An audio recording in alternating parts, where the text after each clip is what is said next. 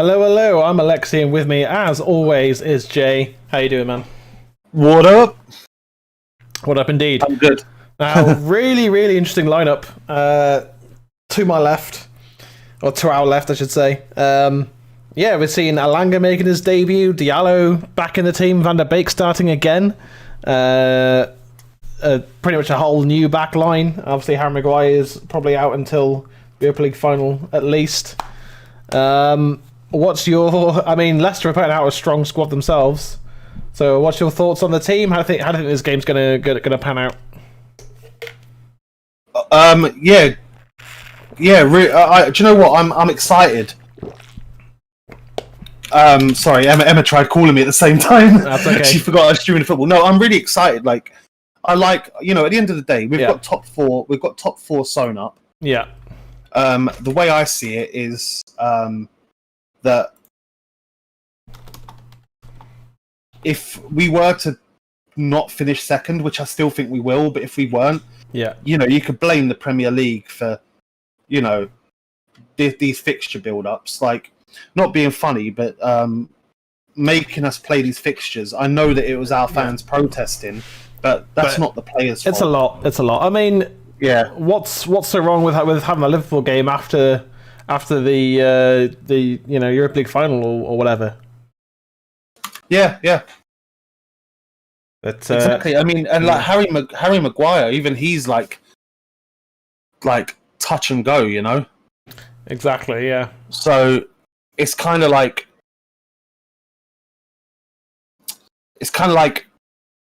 we're potentially sacrificing our team for the Europa League final. Yeah. For what? Like, for having to play a game every 2 days. So, playing a team like this, I don't mind it. That being said, it's going to mess up the stream a bit, but can you share your screen so we're in time again? Yeah, sure. I'm just watching the players come out now. We'll figure that out in a minute. Yeah. Like, if I have to just stream it to you again, then we'll do that. But if we're in a couple of seconds, then that's all right. But yeah, it's. I mean, I know it was under different circumstances, but at least Van der Beek starting second game in a row. I mean, that's a first. Greenwood starting again, which is great. Mata, could be his last game at Old Trafford in the Premier League. Bailly and Tuanzebe could be a good partnership, so we'll see how that pans out. Obviously, we've got De Gea in goal, who's still, I'd argue, still one of the top 3 goalkeepers in the world right now. Yeah. We've got a strong bench. I mean, look at our bench as well. Henderson, Wan-Bissaka, Lindelof, Shaw, McTominay, Pogba, Fernandes, Rashford and Cavani. So, if we can get in at half-time and we're not losing, I think that'd be great. And, excited to see Diallo start. Excited to see Alanga making his debut. Yeah. Could potentially be a really, really fluid attacking team. If we can score an early goal, who knows? You know what I mean? So it'll be interesting. But I mean, this Leicester side are good. Their form lately has been really bad, and they've got Luke Thomas starting, who I don't really know who he is, to be honest. He looks like he's just a youngster. But they've got Fofana and Sancho at the back. They're a strong defensive partnership. And Didier Tillemans in midfield. Didn't Sachonchi, I can't pronounce his name, but he made a bit of a whoopsie, didn't he? Yeah, but he's still very, he's still be one of the best centre. I mean, they are missing Johnny Evans. I think De Gea has been given the captain's armband as well, which is great. Oh, nice. So, Alanga making his Man United debut, which is absolutely superb. Wonderful to see the youth coming through. Looks like Schmeichel and De Gea are our captains tonight, so... Or is it Matic? Okay, Matic, I think, yeah. I think Matic has been given the armband.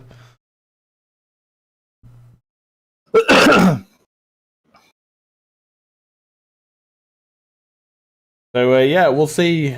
Just kind of It's gonna be an interesting game because honestly, I think we can lose this game, and then as long as we don't lose to Liverpool, I think we've got second place tied up then. So, yeah, honestly, I think we have a game to give at the moment. So, but if we can come out of it with a result, I think not losing to Leicester is the main aim today.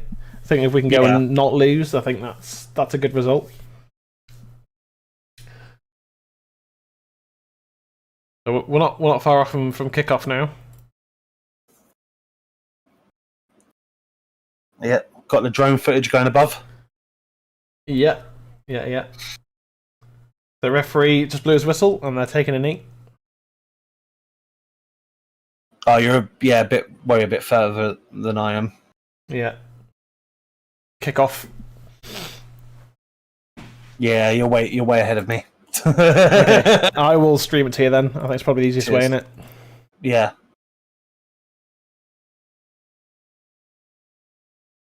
I just wanted to see what would happen if. Okay. Let's see. That's the one. And I will just have to adjust when I. That's fine.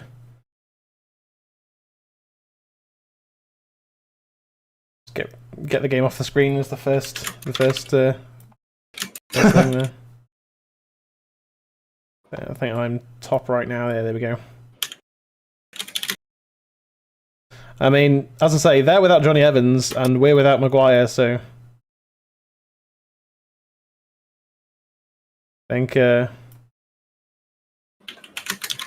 think we're both down our kind of backline leader. Yeah, it's going to make it interesting. Johnny Evans is just rolled back the years this season. Oh, Johnny Evans has had a fantastic season for Leicester. I'm just really excited to see Ahmad to get on the ball at some point. See what he can do. See what Donny can do in midfield as well.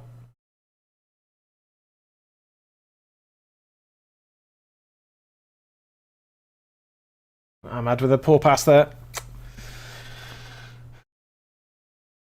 But yeah, it'll be it's definitely going to be interesting to see how we progress as an 11. And obviously, definitely.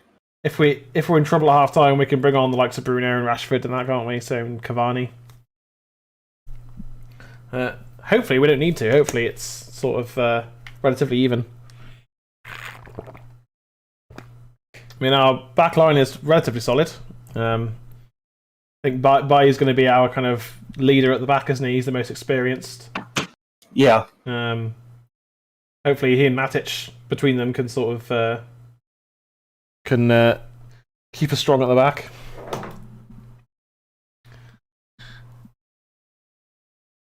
Let me just pull. Yeah, pause that a sec.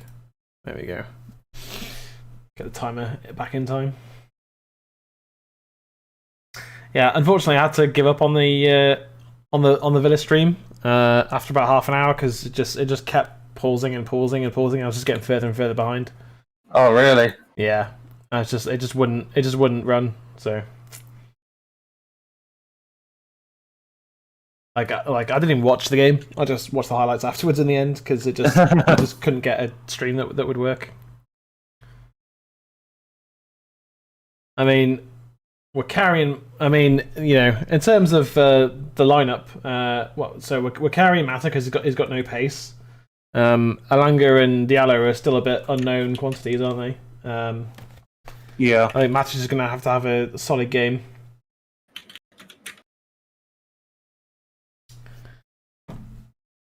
De Gea is obviously vastly experienced, well kept in by Alanga. And Bay and Axel are going to have good games as well.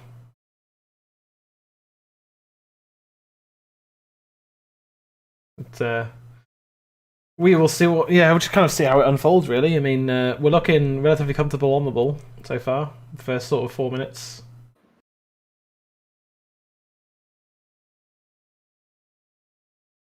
But I think if this 11 goes behind, I don't know if we can make that comeback thing happen.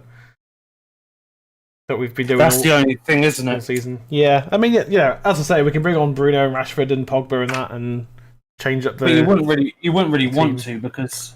No. Yeah, because we've got like. Well, we've got Liverpool on Thursday, and then our next game's next Tuesday. Yeah. So a week today. But I think I said on Sunday that if we can come through these 3 games with 6 or 7 points, I'll be happy with that. You know what I mean? That's solid. Not a good clearance from Tuanzebe, but Matic is there to cover. Ends up giving away a corner. There's a little bit reminiscent of Victor Lindelof's slip that led to the Villa goal. Just like got his foot to it, but didn't really clear it.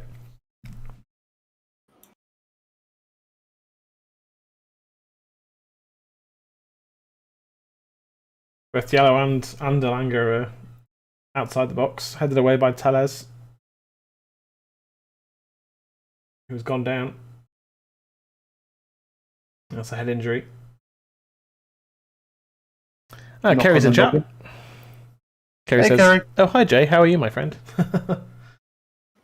All good, all good. Just got over the flu, so I'm still a bit stiffly. Well, as it turns out, I as a kind of long-term thing from the COVID jab is that my lymph node here is like inflamed. Oh yeah, I get those when I'm ill. So like it's just a little lump that moves back and forth. Yeah. That's a new one. It's a new one on me. I had to Google it. I was just like, oh, okay, it's a COVID thing, or a COVID jab thing. I get them whenever I have a cold, and I get them in all weird places. Sometimes I get them on my neck. Yeah. Sometimes I get them on. I've got one at the moment on my bloody groin that's painful. Oof. Yeah, so it hurts when I sit down. Yeah, it's fun. You see, I mentioned it to my mother, and of course she was fretting. So it's just like, it's fine, man. It's just a lymph node. It's fine. Yeah. Nothing terrible.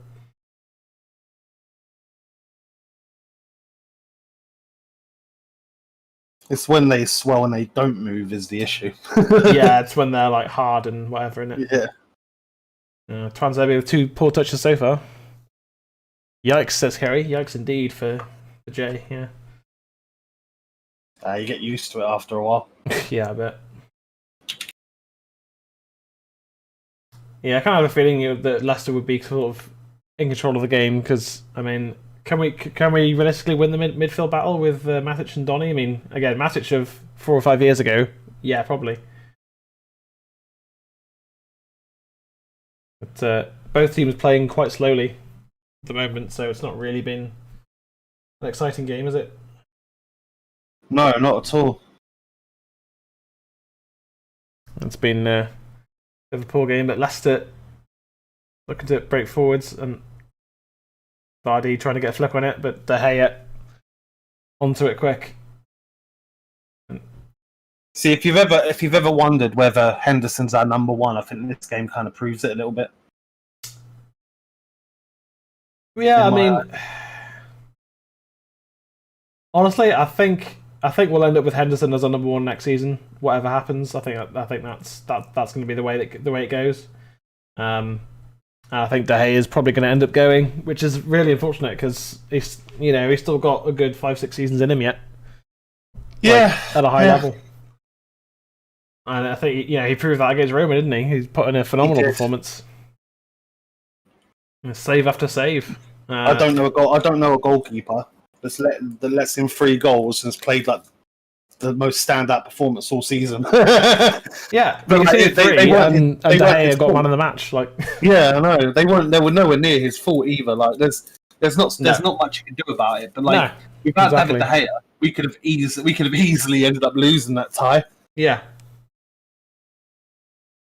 Yeah, that's it. The thing is, I don't see Leicester sitting back in this game either because they need the win. They do, yeah. But I mean, we've got two quick centre backs on our side of it, haven't we? So yeah, it's just so strange that Twanzebe put in that performance against PSG where he pocketed Neymar and Mbappe, two of the best strikers in the world, and then didn't play for like 3 months. It's just like there's got to be something in it. It doesn't make sense why you would why Ole would trust him against those two, and then not trust him to just build his career. So I think Twanzebe will be off this summer as well. Like, if not, and then what's he doing? You know what I mean? Like, he's got to accelerate his career somehow, hasn't he? Lovely goal! Is it good goal from Leicester? Luke Thomas, the young lad, with the opening goal. Jesus, that was a good goal. That was a good goal. Oh, we've not really been in the game at all yet, have we? I don't know where Williams was. He was trying to cover Vardy because Bay got dragged across. Brendan Rodgers I need to fucking see that one again. Yeah. So if you look, Tellez is pulled forwards and Twanzebe comes out as well, and then and then that's... Well, you could say it's poor from Matic, but it's poor from everyone, really. Yeah, but I've got to admit that's on Tellez and Twanzebe there. Yeah, exactly. Our whole defence there was at fault. What a finish, though! It's a great finish from Thomas. Take nothing away. Like I say, I'm not that weirdly, I'm not that fussed about this game. No. I would like to see something from the younger players. That's all. I want to see something that's like, okay, yeah. Yeah. And look how quickly we've given the ball away as well. Leicester back on it already. I mean, like, if it gets really bad, we might see first half subs. You know what I mean? It could happen. Yeah.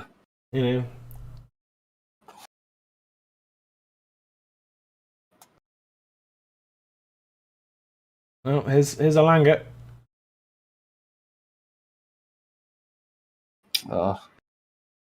Tellez. And Matt is just not quick enough there at all. He just... Well in, Donny. Good stuff. Good turn.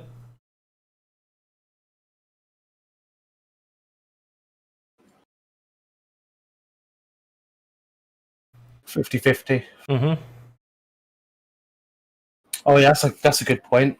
Yeah, if we lose, Man City win the league, don't they? City win the league anyway. I don't really care about that at all. I'm just glad that Chelsea beat them, so like they're going to win the league while sitting in a room somewhere and not being able to like just go out and be like, yay. Yeah. Because I'm a spiteful arsehole. Yeah. Like in terms of the Premier League, the pressure's not really on us anymore, to be honest. Like, this and the game on Thursday, we just need we just need a result from one of them. Whether it's a draw here, a draw against Liverpool, or a win against either team. Even if we don't, we're still probably finishing second. Because we've still got Wolves and Fulham, I think, is it? Let me just find out. Yeah, because as it stands, we're 6 points clear of Chelsea and Leicester at the moment. With a game in hand. We've got a game in hand of Leicester, but not of Chelsea. Yeah. But we've got Liverpool, Fulham and Wolves. We just need to win one of our next four. If we lose this, one of our next three. Sorry. Yeah. And our goal difference, unless Chelsea banging a couple of 6-0ers, which probably not. Yeah, I mean, Chelsea don't have an easy run in by any stretch. So, and this is the weakest team we've put out all season. So. The thing is, though, is if we was to have won this game, then that all but wraps it up, really, doesn't it? So we would have been 10 points ahead of Chelsea. Yeah, with 3 games to go. I think think if we win, we actually cement second. I think. Yeah.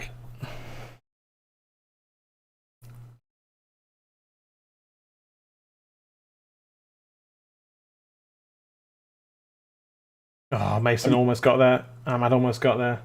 I mean, there's part of me that's thinking like maybe we should have played our better team against Leicester. No, like, but those players will be knackered though after having played Sunday.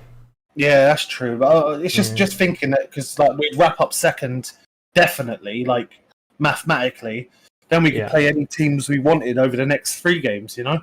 Yeah, but then like, are you going to put out this kind of team against Liverpool? Like, you know what I mean? Greenwood! Oh, Mason Greenwood! What a finish! That was brilliant play by Ahmad, by the way. Ahmad, fantastic, and Mason Greenwood's doing it all himself. What a player this lad is! What a player! Generational talent. Yeah, definitely. Mason Greenwood. Woo-hoo! He beat them all himself. Yeah, he did all. Like Ahmad did really well. Don't get me wrong, but look at that ball from Mata. Yeah, great ball from Mata. Bit of strength there. Bit of strength from Diallo. Greenwood takes a fast 1-2, and then rolls it in the opposite corner. What a finish! It's like Brendan Rodgers to the Leicester defence. Remember, work Greenwood onto his weaker foot. Weaker foot, mate. He doesn't have one. He doesn't have a weaker foot, mate. What do you do? Work it to his head?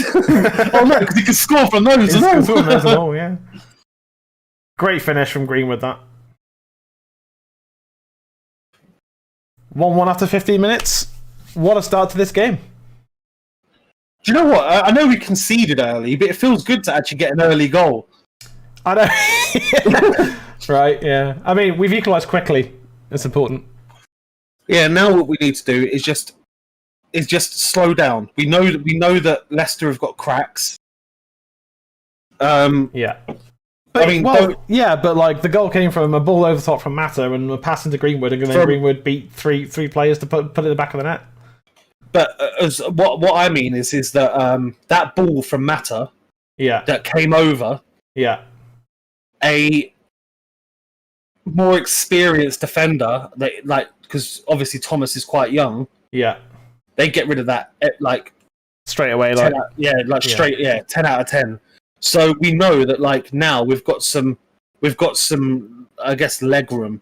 Yeah. On now, this is what we have to be careful of because we've got all of our front 4 on the right. Yeah. So that's where the youth and the patience and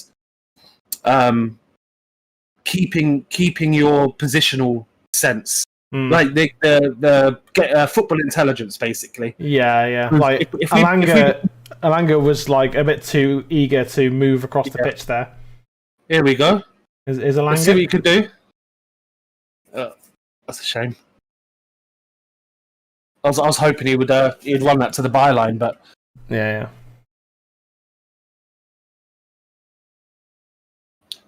We need a game. We need a good game from this guy. Yeah, if Donny can get another 90 minutes under his belt tonight, because that'd be great. The thing is, and it's slowly being pointed out now by not only fan channels but mainstream media as well. Like, not just the one we watch, but like multiple of the United ones I've been checking out. Is that everyone's saying #free Donny, but when he does actually play, it's. And even when he plays like a large sum of the game, he's just kind of a bit non-existent. Yeah. And you can argue, he's not playing in his right position, blah blah blah. But this is a game where he's playing in his position. So there was zero argument. He has been affecting the game already. Yeah. So, he's definitely not been. It's definitely not been bad. No. But I think it helps that he's not been playing as the number 10. Yeah. Foul throw from Brendan Williams. It says embarrassing, but I've seen so many pros do it. Oh, yeah. I'm not really asked about... I mean, no, they shouldn't do it, but it's rare. 1, it's rare, and 2, it happens, especially when the ball's slippery. Sometimes it just kind of slips out your hands and it's a foul throw. Oh, and I'll be completely honest with you. Other than the whole not throwing it into the ground, I don't know what the rules of a foul throw is. I know it's something to do with your legs or something. Yeah, it's got to go all the way back. Yeah, and then you've got to release it when it's at a certain within a certain angle. Like, I think that whole putting it all the way behind the back of your head is such a stupid rule. Like, I'm not saying that you can underarm roll it into the pitch or anything. Like, you can like granny roll it. Yeah, if it goes like slightly behind your head, that's fine. If it doesn't, if you throw it from your forehead or something, yeah, foul throw, fair enough. Yeah. But that's just such a stupid rule. Like, and again, I understand if you're throwing it into the ground, give that a foul throw. But like, to pull play all the way back just because like someone's not touched the ball onto the bloody nape of their neck, like, it's absolutely, that was a lovely little touch. That was a foul by Ndidi. Matic with a really important interception there. Greenwood. Yeah, it was a lovely little touch by Greenwood, wasn't it? It was, through his legs as well. Mason Greenwood is just such talent. It's ridiculous. And I mean, I love Juan Mata in the sense that, like, I would love for him to eventually like become a coach at United. Like, I think he's such a sweet man as well. Like, the stuff he does for charity. Like, I mean, what you got to remember is he was the one that started the whole 2% charity thing, wasn't he? Yeah, he was. Yeah. And things like that. Like, he's such a nice man, and like what he does for the fans and stuff. Like, he'll turn up at community football grounds. Like, he's such a nice guy. But the thing is that at the end of the season, he needs to think to himself, am I okay sitting on the bench and barely playing, or do I want to go to like Real Oviedo, where he started, for like a couple of seasons just to finish off my career? Yeah, and just playing in a less physically demanding league where I can get, because like, imagine the amount of space that Matt's going to get in the Spanish league. Yeah, and don't get me wrong, like, I still think he's a terrific player. Oh, he is. But in the Premier League, when you lose a yard of pace, and like the best example of it is Wayne Rooney. Yeah, like, where he had to be dropped into centre mid, and he still wasn't that great. No, everyone gave Rooney gave him hell in his last couple of seasons, but it wasn't his fault. He was just getting older. Yeah, that's it. It was a good attempt from Donny, but it unfortunately just didn't quite go anywhere. Since the goal, we've looked the better team. He says as the ball played. He says as the ball goes to Jamie Vardy. Well out by Twanzebe, be that. Yeah, that's what I'm saying about knowing what to do in defence. Just get it out. Yeah. Like, don't think about it. Just like, be safe. Yeah. I'm glad to see Bay not diving in for once as well. Keeping us cool.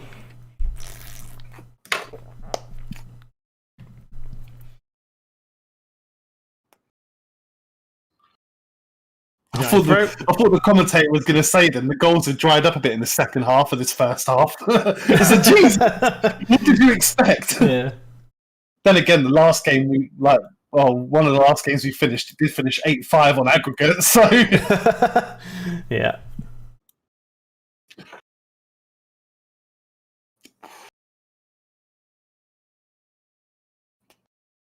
Like, look how much more comfortable Brandon Williams is on that right-hand side. Go on, Meso. Go on, Meso. Good lad. Go on, Meso. I should have gone to your left, mate. Should have gone to Tellez.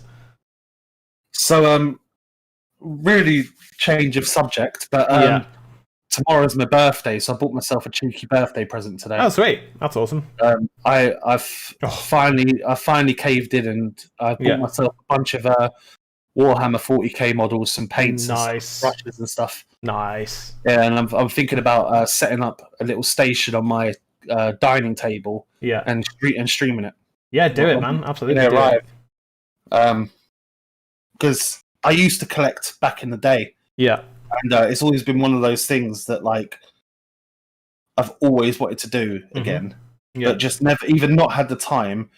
not had the money or just couldn't be asked. And now I'm like, do you know what? I've had such a bad fucking year with like death and shit in the family. Yeah. That I'm like, do you know what? I want to do something that's like not computer based. Yeah, absolutely, man. Yeah, absolutely. So sounds like a plan.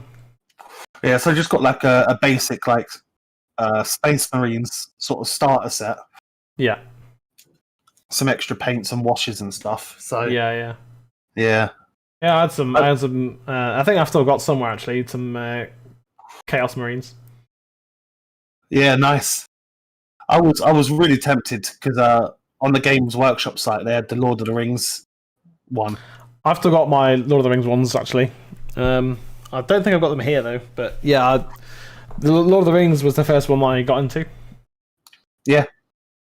And then I played 40k after that. See that I'm tempted once COVID's obviously all over in June. Mm-hmm. Is maybe joining like a hobby, like a local shop. Well, yeah, I mean, like, just like I've never played 40k before. Tabletop shop. Yeah, I've never played. I know the basics of the rules because I love watching YouTube channels of people playing 40k, so I know like, the basics of the rules. Yeah. But I'd love to go and like as a newbie. Sounds awesome. I'm considering on Friday nights going to the magic shop here to go play cards, but I don't know if I've got the energy, to be honest, because it's all the way in town. It's like a 20-minute walk. Well, probably more like a half-hour walk, and then coming back at like 11 at night as well. Just it's like can't be bothered. My nearest hobby store is in Stevenage, which is about 10 miles away. So I'd have to get either Emma to take me or get a cab. Yeah. Because there's no way I'm doing that distance by bus. Yeah. Not with like a bunch of models anyway. Yeah. Not that I'm worried they'll get nicked, but I'd be worried they get damaged in transit. yeah, for sure. Given away poorly by Brandon Williams there, but he kind of worked himself into a hole, didn't he? So, see, like, I don't mind Alanga moving around the pitch because obviously he's got the energy to just run up and down all night. But he's got a. I mean, he has also tracked back a couple of times. To be fair to him, so it's not like he doesn't do his defensive duties. Oh, De Gea has to tip it over. It's gonna be a corner to Leicester.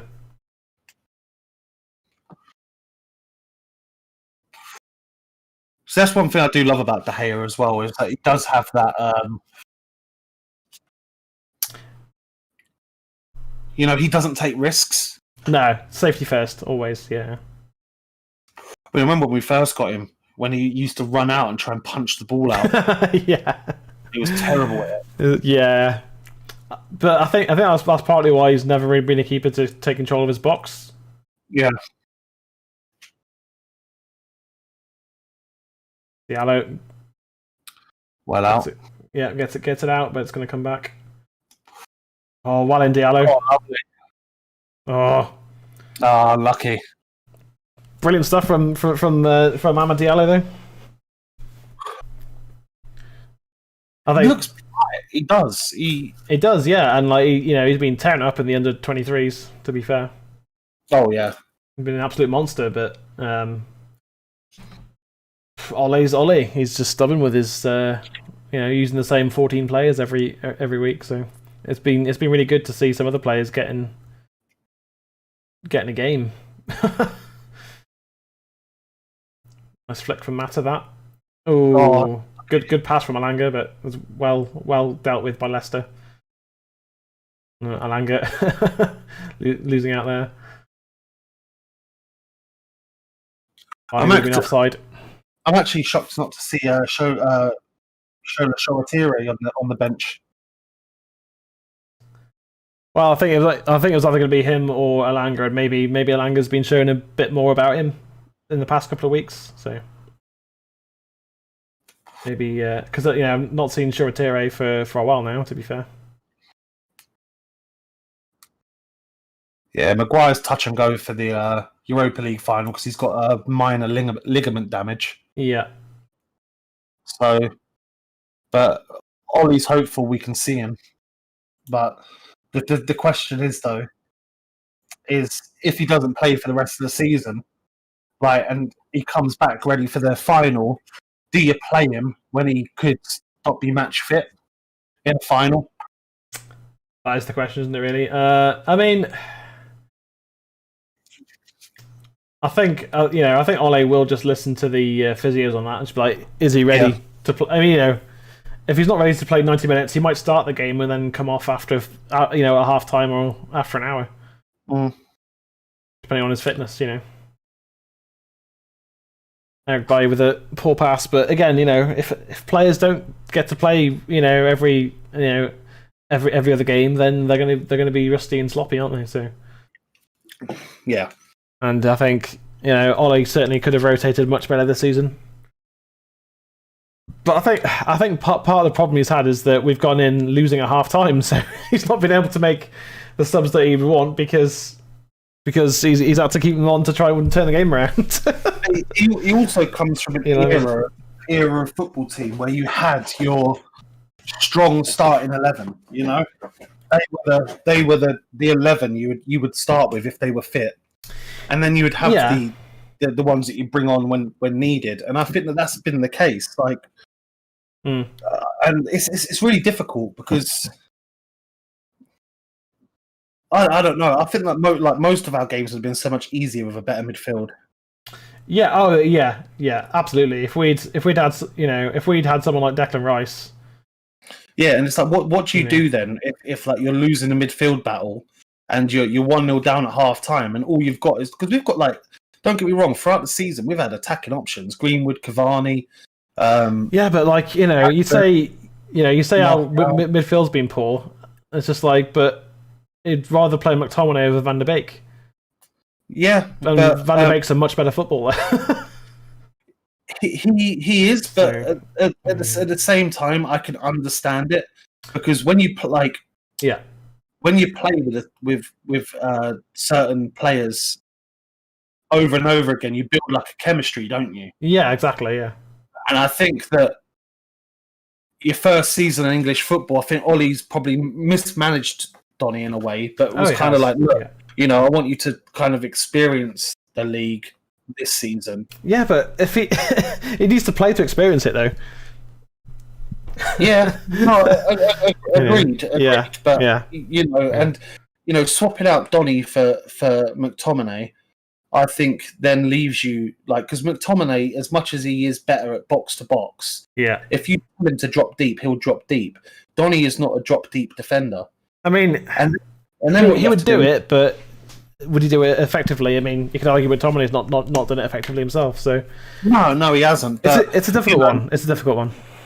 If you were say you were a player playing for Leicester, who would you rather go up against in the midfield, Donny van der Beek or McTominay? Because McTominay is big, he's tall, and he doesn't mind sticking in a challenge. Hence why he gets so many bloody yellows. Yeah, but so it's kind of I'm guessing he's using him because he's a little bit threatening as well. It's not the answer, and I might be chatting out my arse, but there's not really.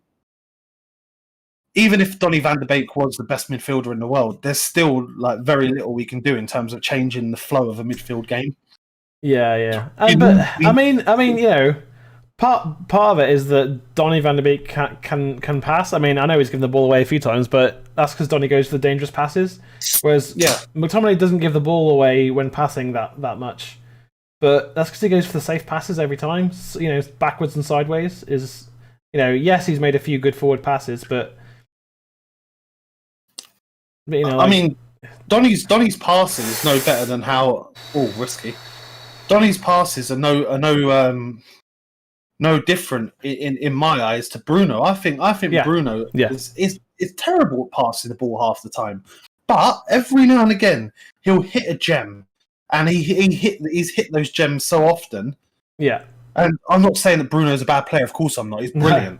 Absolutely brilliant. Yeah. But the thing is, he's not scared to take that risk. But the thing is, when Donny now takes that risk, everyone's on his back. But because Bruno, because Donny plays deeper, I think is why. Yeah, and Bruno, other than the last couple of games where he's been fantastic, he went through what was it, like a 3-4 month period where he was playing average games, you know? Yeah, true. Yeah. So it's kind of like why, like the only reason it's a double-edged sword, isn't it? Yeah, it really is. It's definitely like partly agenda driven. Yeah. Like obviously, any player that pulls on a United shirt, I want to see succeed. Yeah. You know, even if Andreas Pereira came back, and he started being on the bench and he came on for a game, I wouldn't be wishing his downfall so that we sell him. No, I'd be like, all right, like if you do well, great. If you don't do well, then you're not good enough to be here. I'm not saying that he is good enough to be here, but I'm saying if he did play, you've got to back your players, whoever starts. Yeah, true. Even if Phil Jones was to come on at half-time, you know what I mean? Like, as much as I don't like Phil Jones and I want him gone, and obviously he won't come on at half-time because one is he's not on the bench, but two is I think he's still injured. But like, you know, I would want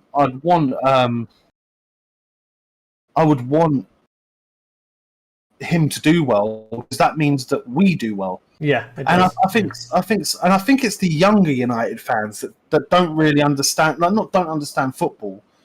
But like they didn't live in the era that we lived in. Yeah. That don't understand that like having agendas against players does nothing. No, yeah, it doesn't do you any good. Yeah, and it's like they're not listening to you. Like, yeah, you could be like, oh, like I said, Phil Jones doesn't deserve to be in a team, and he doesn't. No. But don't boo him or whatever. Boo him more or hate on Ollie for playing him or, you know, all of this. And the worst one is don't hate on Ollie and hate on the player, especially when we come out of it with having won the game. Yeah, exactly. Which I see a lot. We'll win a game and it'll be like, oh, Ollie didn't make the right substitutes. Yeah. Oh, go on, Mesa. Oh, lucky. Good tackle from Soyuncu, that. Matic with a great pass over the top there. Soyuncu just about getting there, yeah. He obviously did make the substitutes because, you know, we won the game. Like he done what he felt was right to get over the line. And say what you will about Ollie, with the team with two hands tied behind his back, he's got us over the line a few times. And sometimes it's his stubbornness of not changing the team that's actually gone and won it as well. Yeah, true. Yeah. And as I said before, like, you know, at times, you know, when we've, you know, like the Southampton game where we're 2-0 down at half time, like, who's Ollie going to take off and who's Ollie going to bring on? At the end of the day, it's just like, you know, if we were 2 up at half time, then maybe Donny would have had half an hour in that game or 45 minutes. You know what I mean? Like, yeah, we've had a lot of half times or, you know, 60 minutes, whatever, where we're losing. So it's just like Ollie can't really make the changes for the players who aren't quite at that level because we need to keep Bruno and Rashford and Pogba on. So I think that's been part of the issue. I was reading an interview of the player and I'm trying to think of who it was.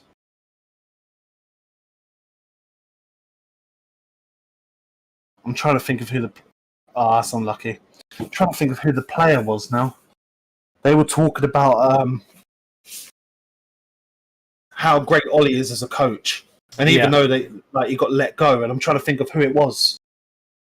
Was it like he has nothing but respect for Ollie? Yeah. And I'm trying to think of who it was. Who was Ollie let go recently? Was it Jesse? It might have been actually. Yeah, it might have been. Yeah. It might have been. And saying like how amazing he is as a manager and how much the players love him. Yeah. And then Wayne Rooney comes out. I don't know if you watched his interview on Rio Ferdinand's thing with I was watching it before with Rashford. Yeah. And he came out and there was added bits I don't think got added in the show, but it came. I can't remember if it was in the show or not. But he mentions how like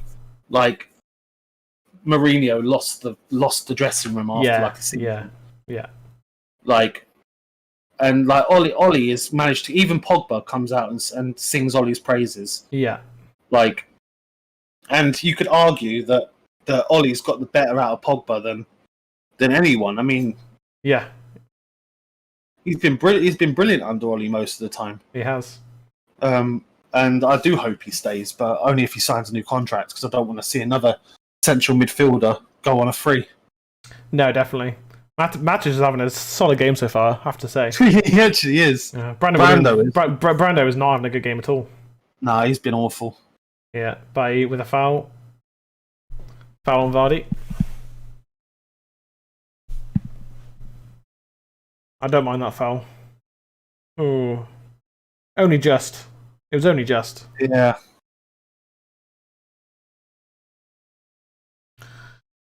It's not been as one-sided as I thought it was going to be after that first goal. I was just like, oh, we could be in for a tough one.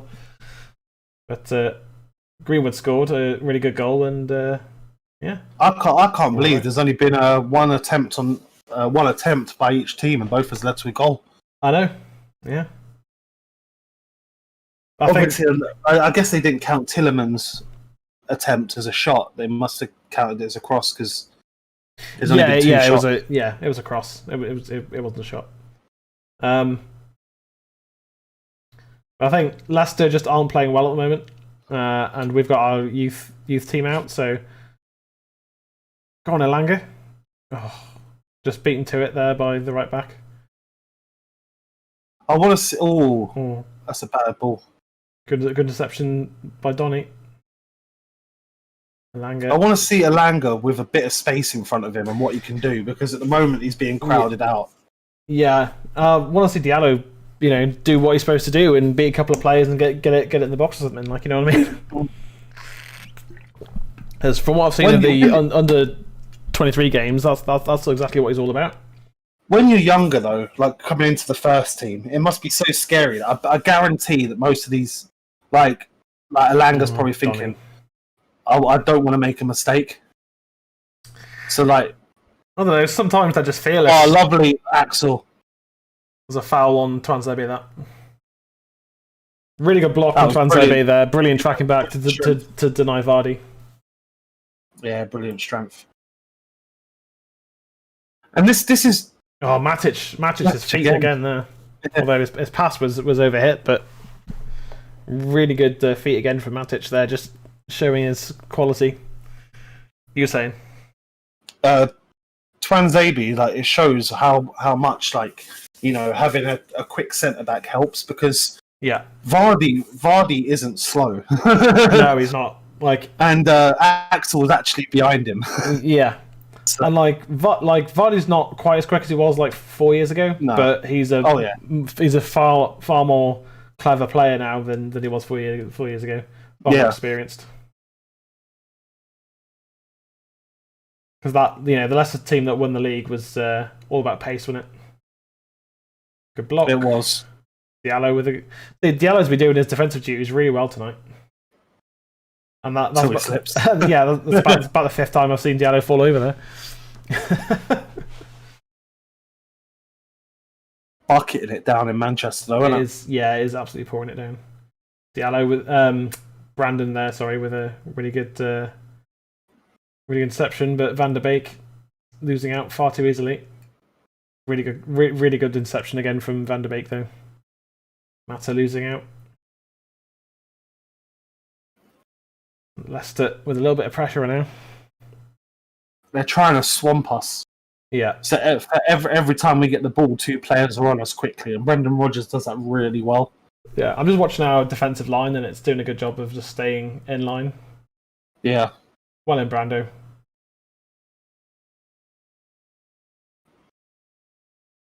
Calming presence of Nemanja Matic in there. Just can't keep hold of the ball at the moment. No.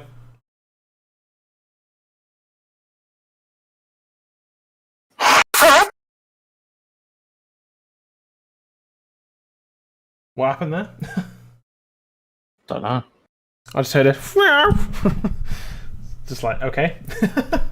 I blew my nose. Oh, okay, yeah, that's what that was. Yeah, still getting over this cold. Yeah. It's a really good run from Ndidi. Twanzebe fouled again. So second foul he's won in the past couple of minutes in his own box there, Twanzebe. Good stuff. definitely not seen enough of Diallo in this game, but he's just not been able to get on the ball in good positions, is he?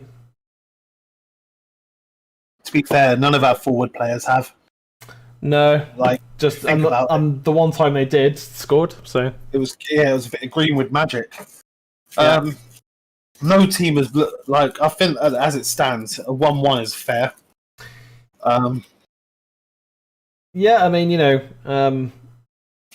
I think, I expected with the 11 that Leicester put out, I expected a much harder game for us. I wouldn't be happy if I was a Leicester player right now. Nah, because you can't get more second string really than the team we've got out there at the moment. I mean, the only player that isn't second string is Greenwood. Well, De Gea. Well, De Gea, yeah, sorry, De Gea. But I mean, technically, outfield players. Technically, De Gea is our second choice. But yeah, like, even Bailly and Twanzebe aren't. They're not regular starters, No, but yeah, exactly. And Matters passed it, so that's exactly. And it's like, if you're Leicester, you're like. I mean, Ollie said it best. He's like, look, there's going to be teams that are pissed off at us. Yeah. And there's going to be teams that are glad to see our team sheet. Yeah. But he's like, that's on the Premier League, not me. Diallo with an attacker's tackle there.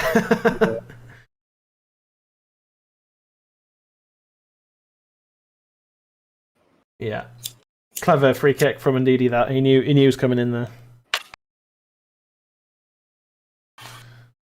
Free kick could change the scoreline before half time yet. Well, luckily Maddison's on the bench. Yeah, thankfully, but I mean, they still have Premier League players who are capable of taking good free kicks. So yeah, Tillemans probably. It'll probably be the last kick of the game as well. Not game of the half. Yeah. It's in a good position as well.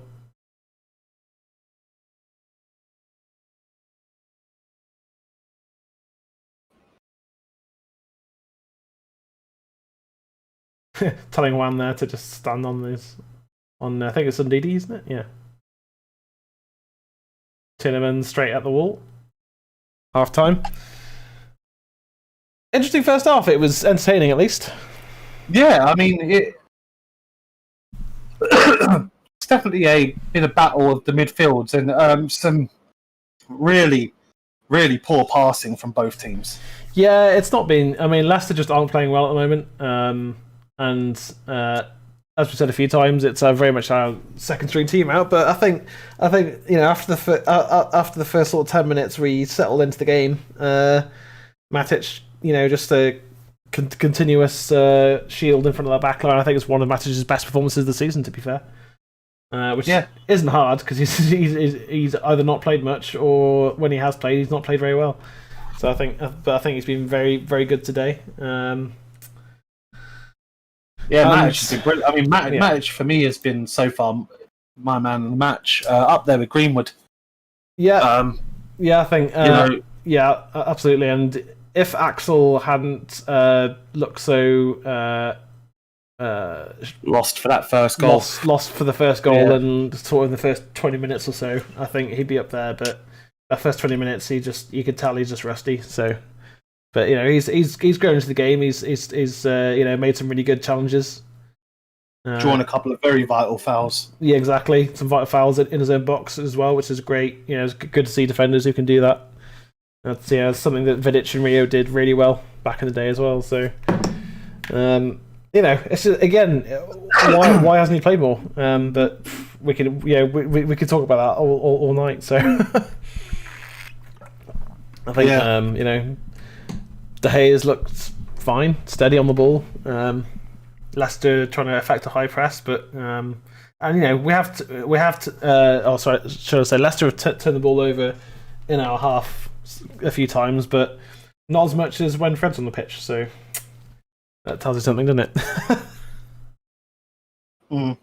Because Fred tends to give the ball away a lot, doesn't he? And so does McTominay. But Donny's giving the ball away on the halfway line, but not in our own half. And Matic, don't think he's given the ball away at all, is he?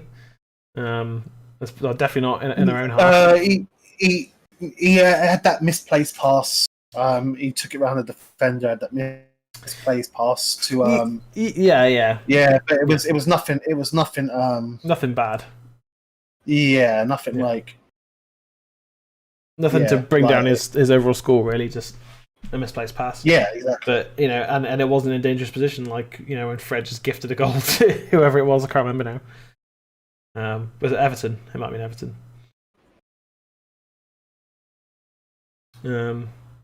But yeah, that's a really weird advert right now. What am I watching? It's a really weird advert. Anyway, yeah. It's been an interesting first half. Seen little bits of Elanga. He's been all over the pitch, in a good way and a bad way. Diallo's looked really good defensively, and gets the assist for the goal. So that's 1 assist and 1 goal so far in his United career, and he's barely played. So he's currently on par with Thiago at Liverpool. So I'm loving I'm loving the fact we're playing youth, and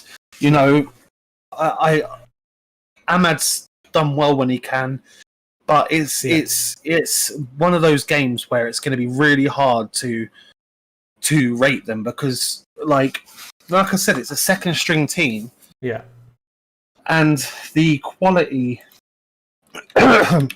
around these players coming in, it's always going to be difficult. And like I alluded to earlier in the show, it's really difficult for players like that's coming into the first team. I mean, Elanga's making his debut, I believe. Yes, making his debut.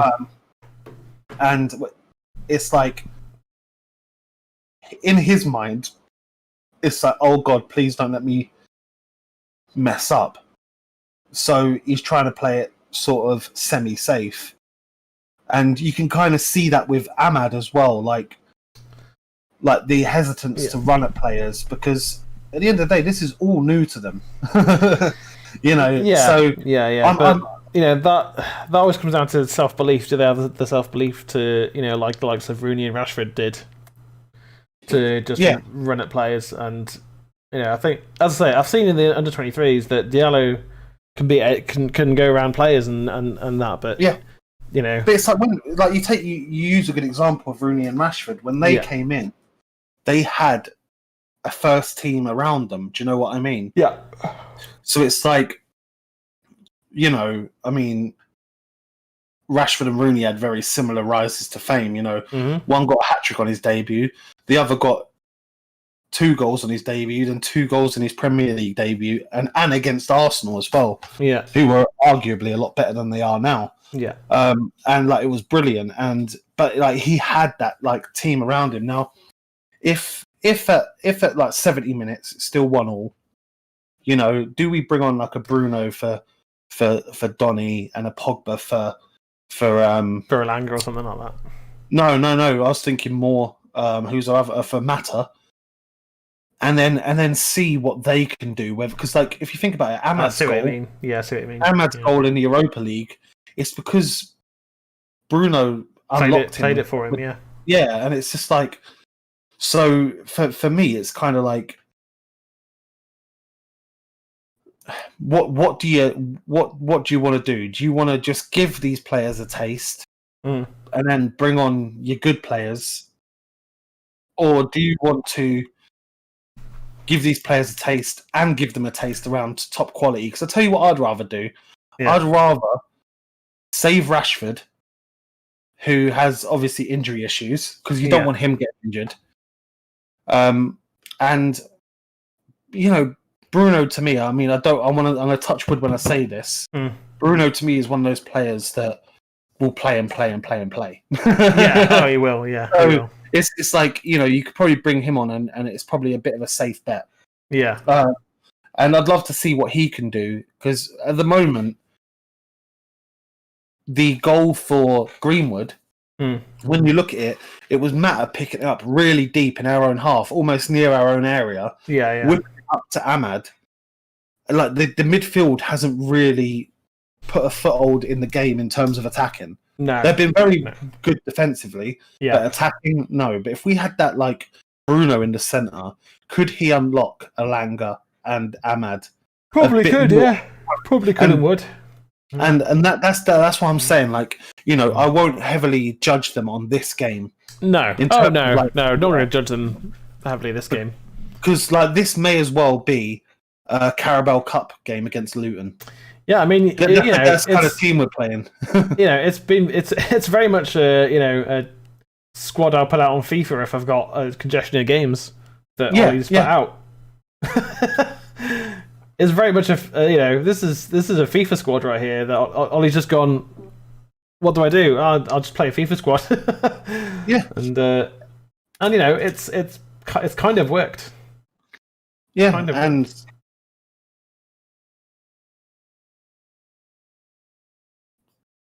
I mean, that was a brilliant bit of play by Greenwood. It was. I didn't even realise they were checking it for a handball. No, I thought they were checking it for offside. Yeah.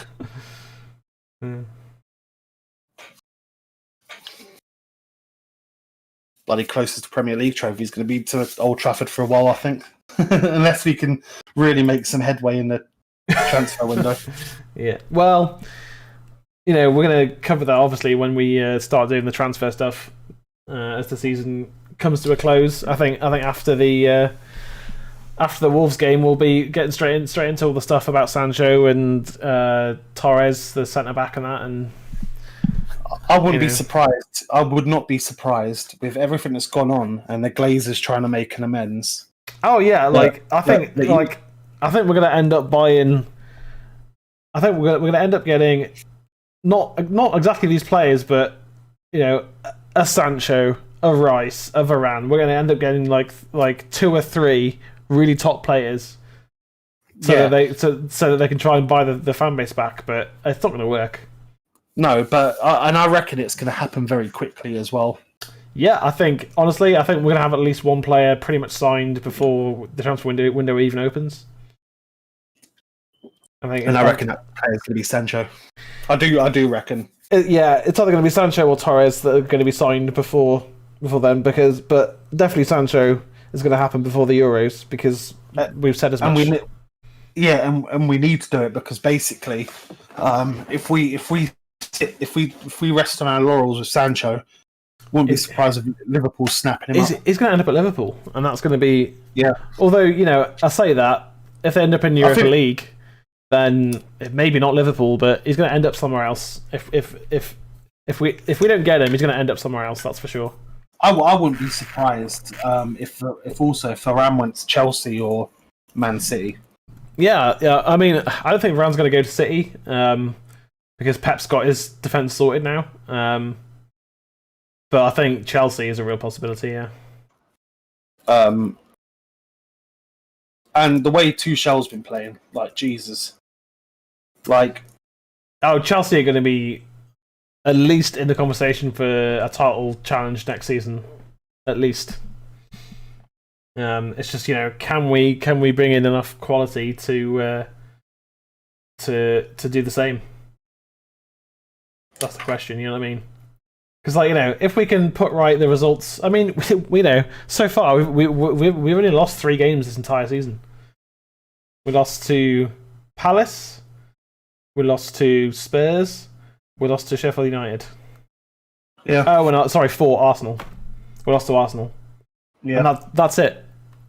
We have less defeats this season than anyone. We just have a whole load of draws that should have been wins.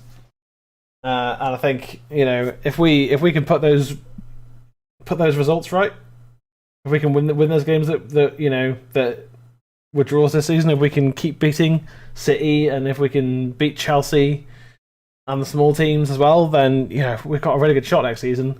At least mounting a challenge. If we can finish bare minimum of a couple of points behind whoever wins that'd be really good progress, and get to say semi-finals of the Champions League. That'd be real progress, wouldn't it? We've challenged for both.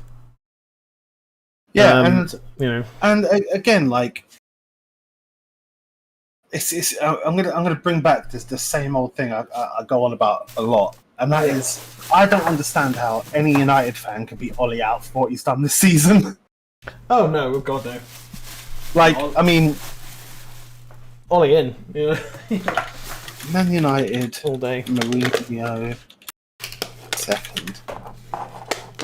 2007-2018. Yeah, under Mourinho. So we finished only 4 points off of third, but we were a whole 19 points off of top. Yeah, and arguably we did not play well that season.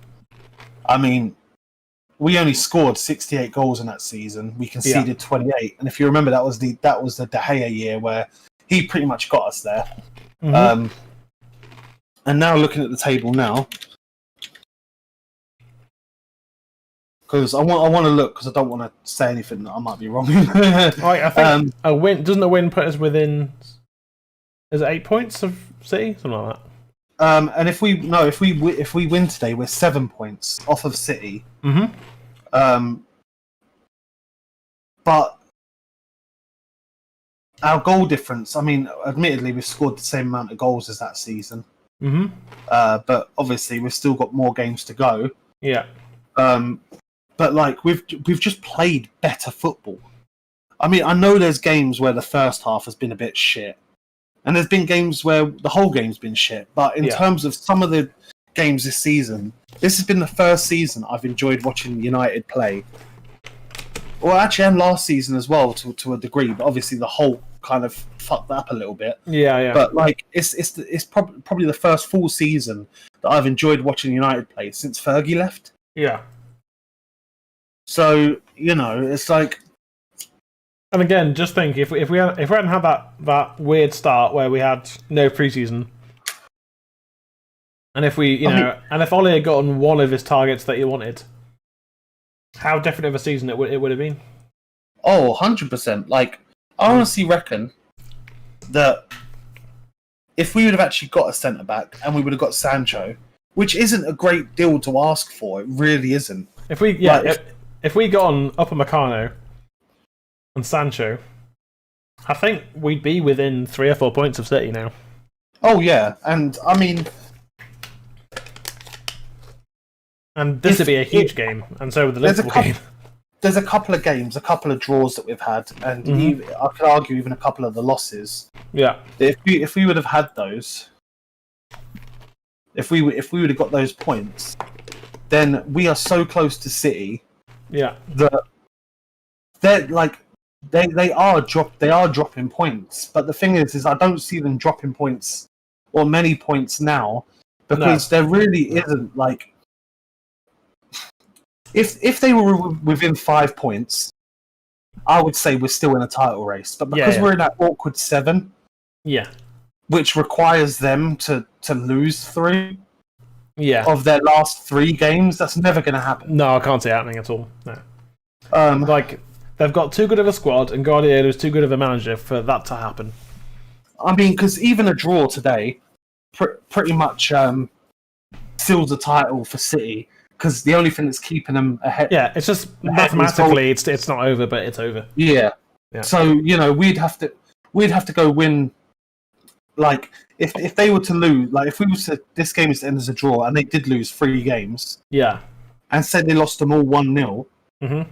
They are still 12 goals behind us. So we would need to, like, win 4-0 every game. Yeah. And even then, it's then level on points. And I think we'd win because it'd be down to, I think that goes down to head then. Yeah.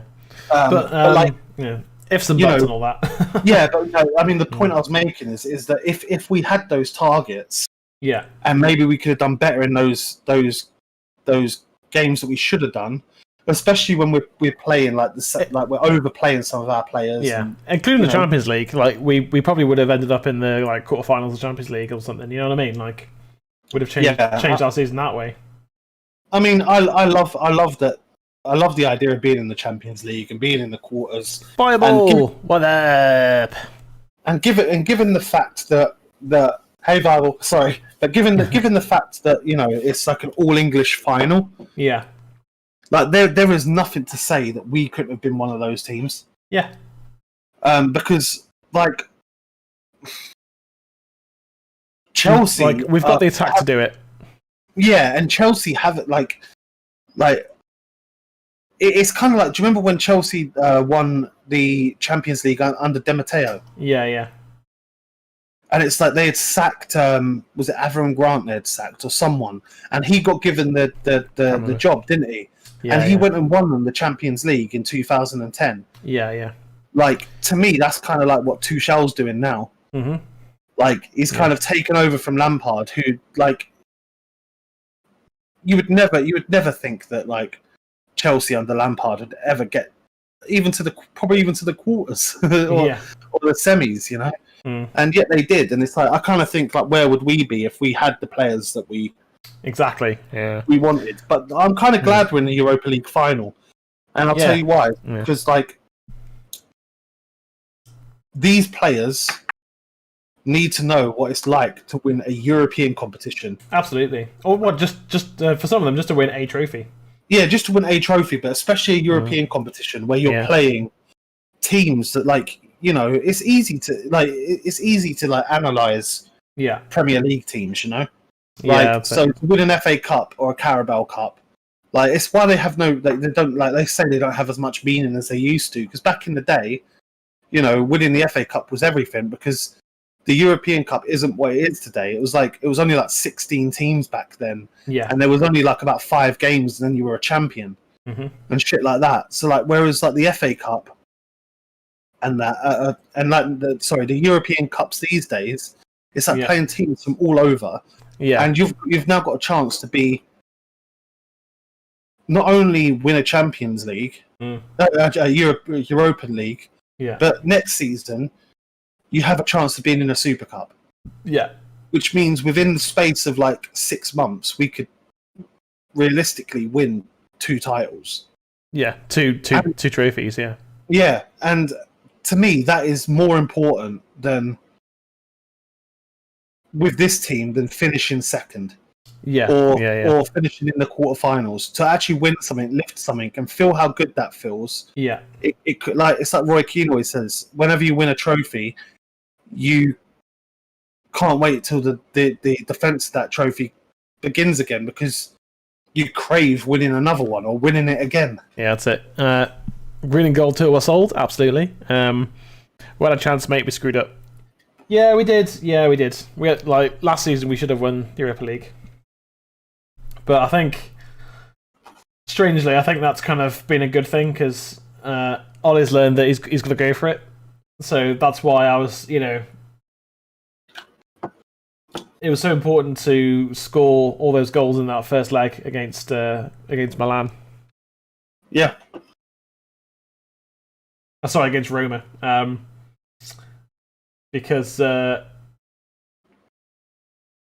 it Milan? I can't remember who we played now. It was Roma in the semis, wasn't it? Yeah, and Milan in the quarters. Yeah, that was it. Yeah, so yeah, to score those goals against Roma was huge, because we ended up losing the second leg. Poor pass from Mason. Malanga with a foul. That could have been better. That should have been better. Just needed a bit more weight on it. Yeah.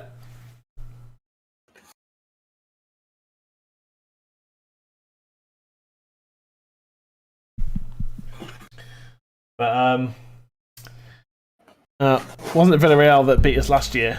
No, Sevilla. Sevilla. Yeah, Sevilla.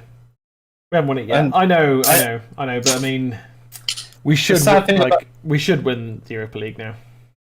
The sad thing about the Sevilla game is it's one of the best I've seen us play. Yeah, it was. Yeah, it was a great performance. Our finishing was just off. Yeah. But there, I'm very optimistic about the final. To be honest, I think we're going to be fine. I mean, I put it this way, I'm actually shocked that it's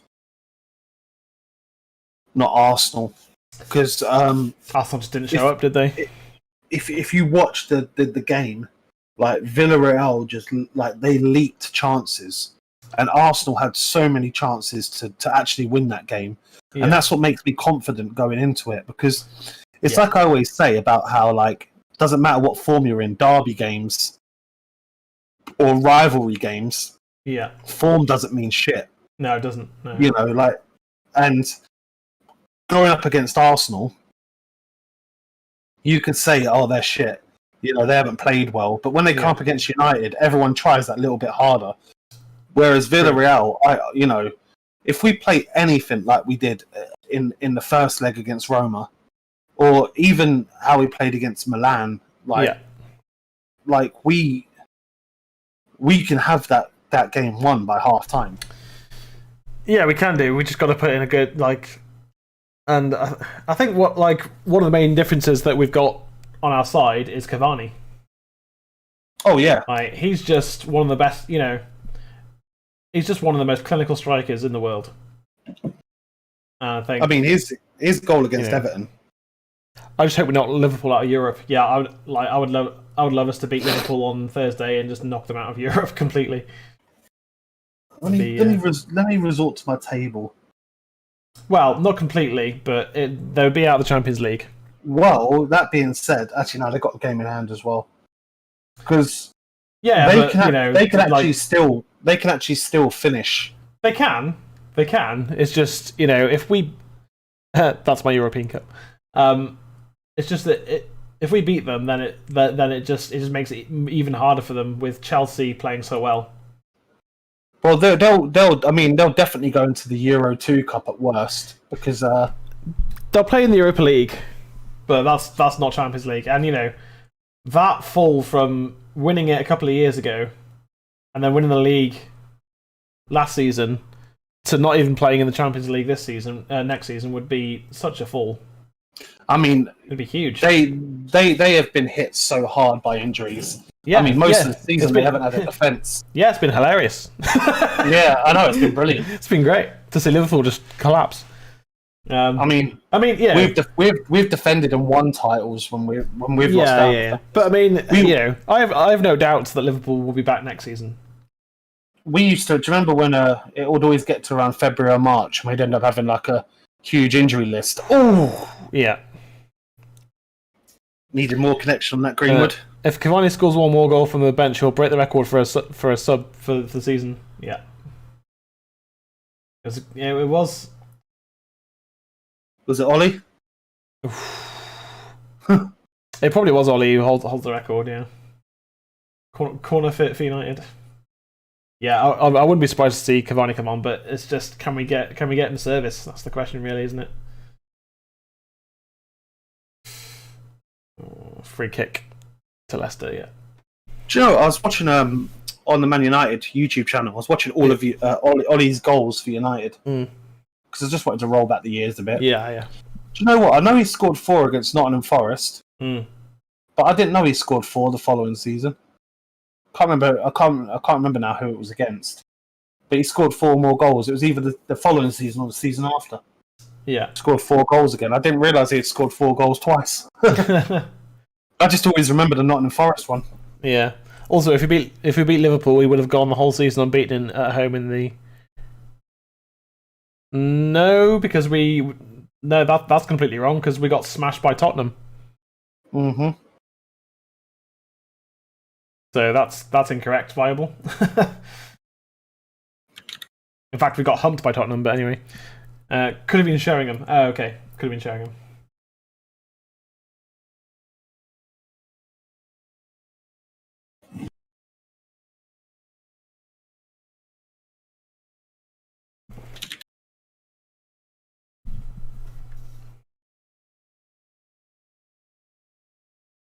But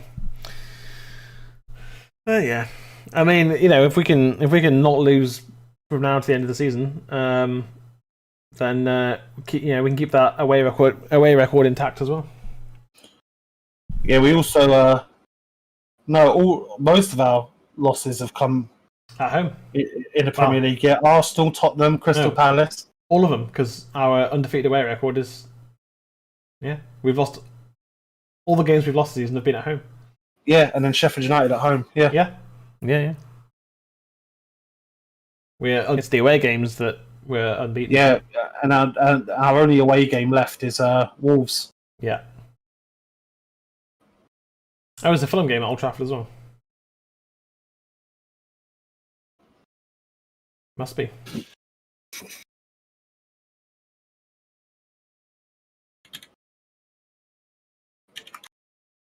About half an hour to go. And as I said earlier, don't mind a draw here. If we can take 6 or 7 points from we've already got 3 from the Villa game. A draw against a top 4 team with a second string squad. Yeah, I'll take it. Yeah, and then put out our first team against Liverpool and hopefully do a job on them. I think it'll be a really solid week for us, which could have been a very difficult week for us, but if we can not lose any of the 3 games, I think that's second place done, 100%. Van der Beek really well placed there. Diallo with another good block. I think Diallo's done really well defensively tonight. He's just not had a chance to get on the ball going forwards, has he?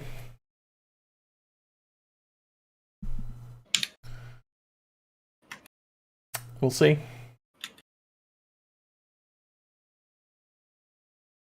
Yeah, we'll see. Oh, I've actually dropped frames tonight as well. I mean, only 0.5%, but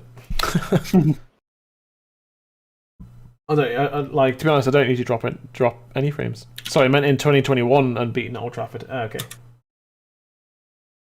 Nope, because the Sheffield United game was in February. It was this year, so that's also wrong. Bible. Yeah, no, it was 27th of January. There we go.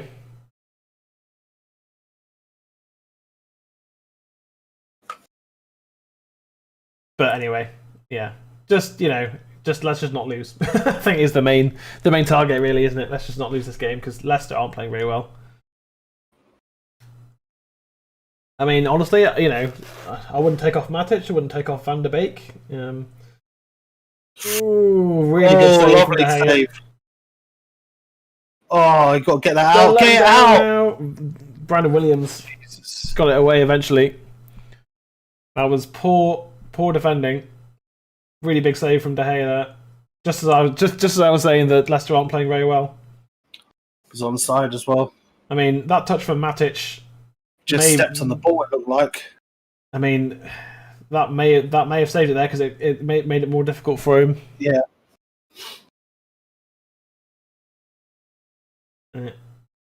Would not mind seeing someone. I mean, maybe Pogba on.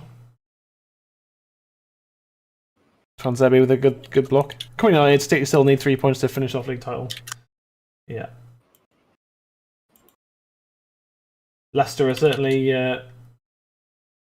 looking more effective in this half, whereas we're just looking very anemic so far. Looks like Cavani's going to come on at some point soon. Or Brighton steps inside. Transebe with another header. I think Mata needs to come off.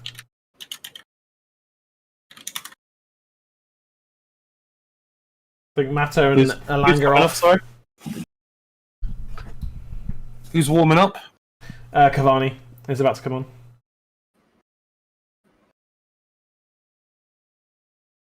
That's unlucky. That was a good ball there. It was a good ball there, yeah. Don't know why Vardy didn't jump for it, if I'm honest. It was just over him. He wasn't going to get there. Yeah, see, Matt stepped on the ball. Matic, yeah. Yeah, sorry, Matic. Yeah, it's okay. Just stepped on it, and that made it more difficult for Iheanacho. Yeah. And Maddison coming on for Leicester. I think it's bringing Cavani on. It's a weird one because Who's going to feed him? Because we haven't really created anything. That's what I was saying. Like, Mata needs to come off, Bruno come on, I think. Yeah. How many screens are you using, guys? I've got 2 screens. How many screens are you using? I've got 2. Well, I've got 3, but my other one's not on. Okay. Rashford and Cavani going to come on?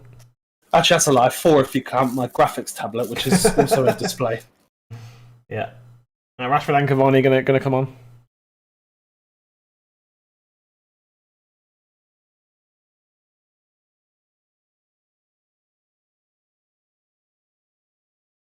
One and Donny. Diallo. Go on, lad. I wouldn't be surprised to see Ahmad and Alanga come off. Oh, there's my delivery. One sec. Yeah, no worries, man.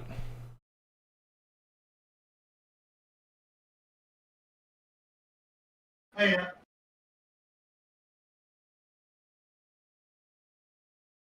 Okay.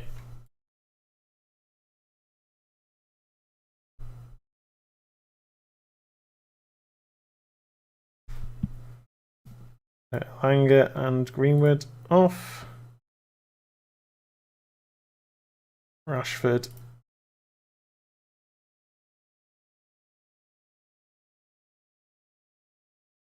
And Cavani coming on any minute now.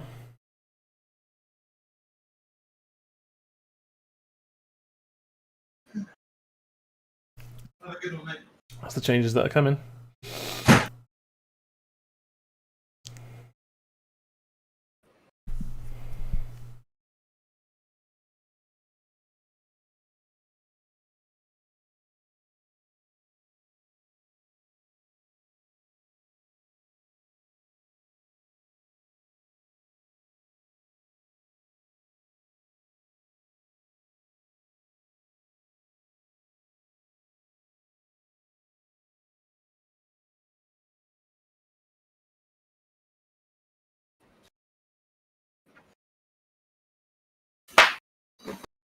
And Didi with a good tackle there. Here come Leicester. Ow. Vardy's cross is poor. All Brighton on the ball now. Just dropped my cigarette on my foot. Oh, they've not made the changes yet, but I've already changed it on the graphic because looks like it's Rashford and Cavani on with Alanga and Greenwood coming off. Has Cavani come on yet? No. They've not made the subs yet, but I've changed it on the graphic anyway. Oh, okay. Did they say he was coming off? Yeah, Greenwood and Alanga are gonna come off. Ah, okay.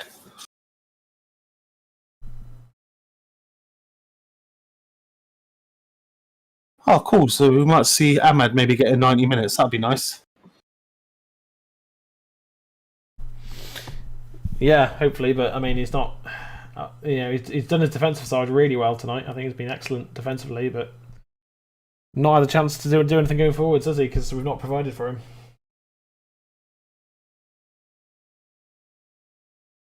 Maddison coming on for Perez. Brendan Rodgers just I'm having a chat there with Cavani. I saw the stats somewhere that it's away from home and beaten, played 18, 11 wins, 7 draws and 0 losses. Not a bad away record. 40 points from 54. Yeah.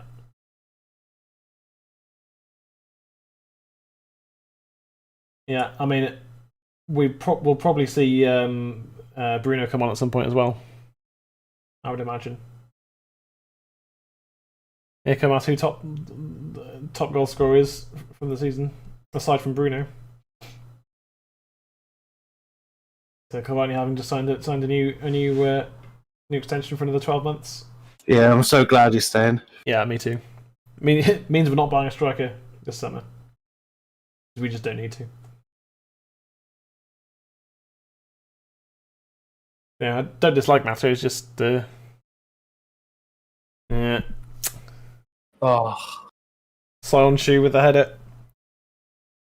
and another corner. Another corner. Yeah.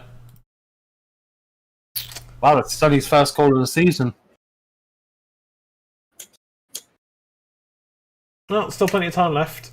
Let's get another reaction because we had a reaction last time, so let's react again. Rashi just not. Yeah, Rashford switched off, having only just come on. Maybe should have waited until after the corner to make changes there.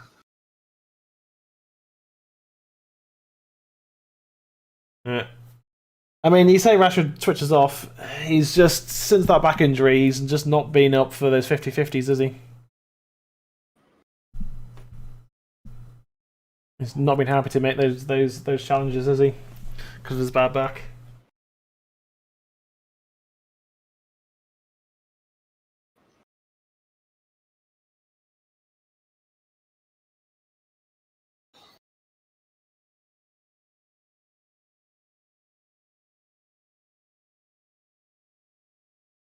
Tellez finds Rashford.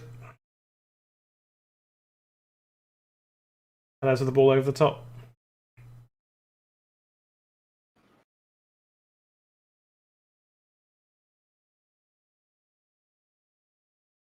This has been a bit more. I mean, this has just felt like, I know we're losing. This has just felt more of like a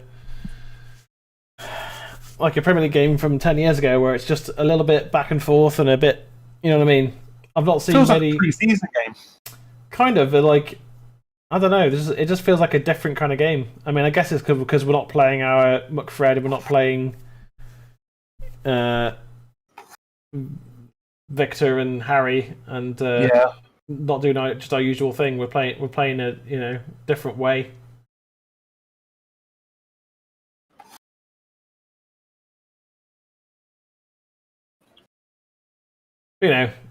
If we lose this game and beat Liverpool, then it doesn't really matter, really, does it? That's the thing. Mm.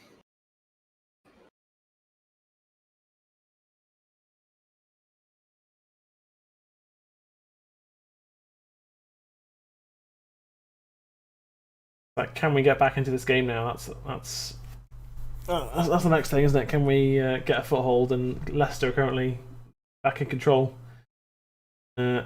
Honestly, I think I'd bring Pogba on for Donny now. Yeah. As much as I want to see Donny play 90 minutes, we just need to get control of that midfield.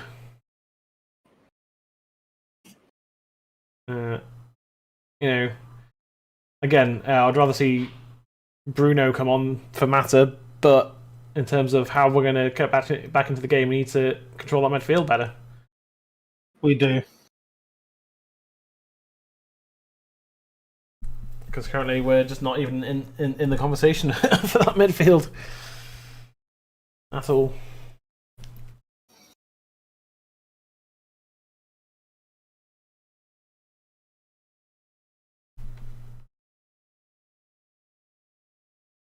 I mean, we've still got a 4-point lead over Leicester with a game in hand over them if we lose this game.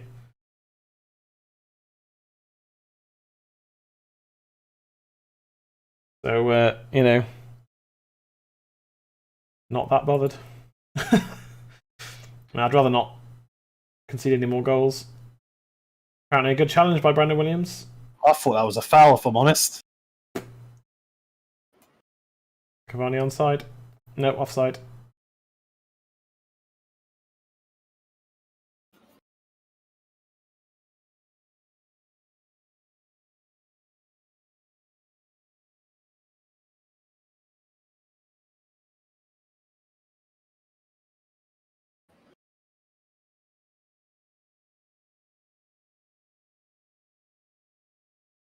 Really? Gonna send on McTominay and not Pogba when Pogba's on the bench? Shoot me now. Suppose if don't want to get Pogba injured.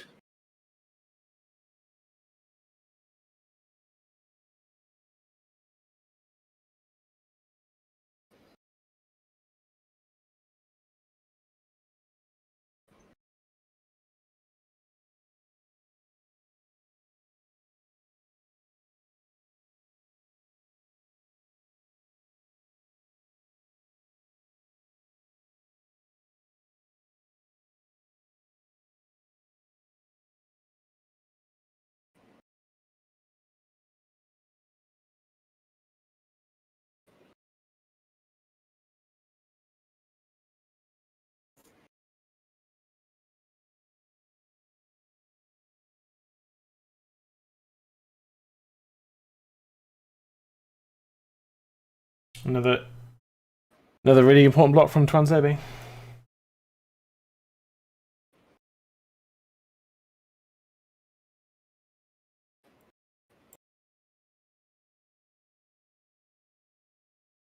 Just wondering where we're going to find a goal from now. Where we're going to go? What? Sorry. Where we're going to find a goal from? Oh, yeah. Every time we've said that this season, we end up winning the game. So yeah.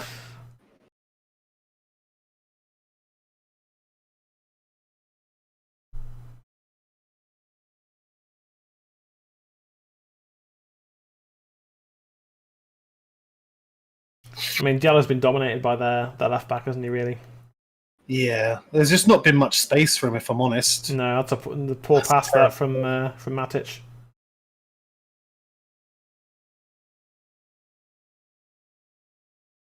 That's a lovely ball. It is. Oh. Ooh.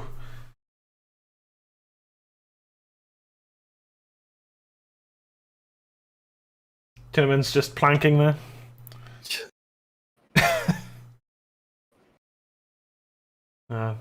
See, that's been the poor part of Matic's game this season. Is just every now and again he just plays a potato pass instead of a good one. It's just like you could have played a better pass there, Matic. About 17 minutes left.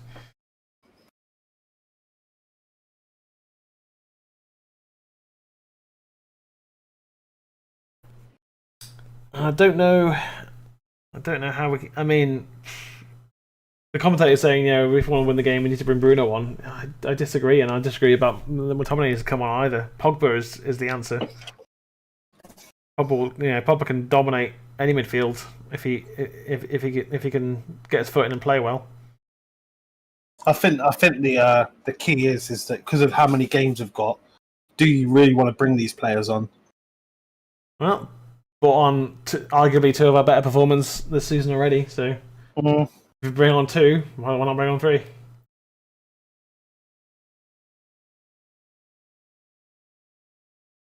I mean, Donny currently in the middle of the park, surrounded by 6 players.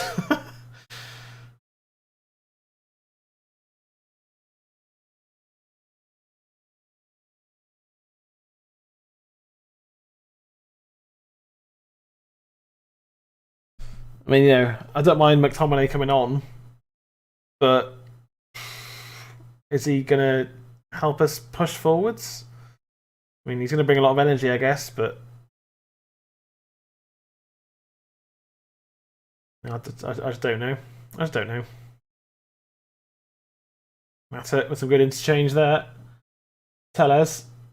Oh. Ooh. He's got the ability to hit better crosses than that, and again, another player that if he played more.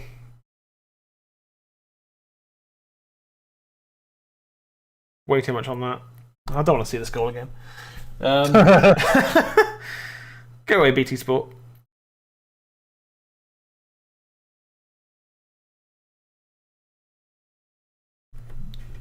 Well, our away record was still intact, so yeah.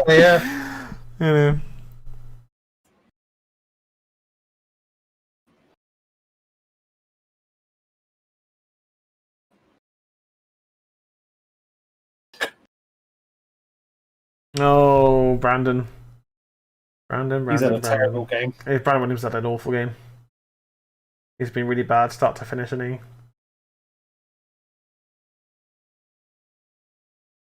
Matic clears it away. Cavani heads it down for Rash. Oh, Rashford. Good tackle from Fofana, but Rashford should be doing better with that.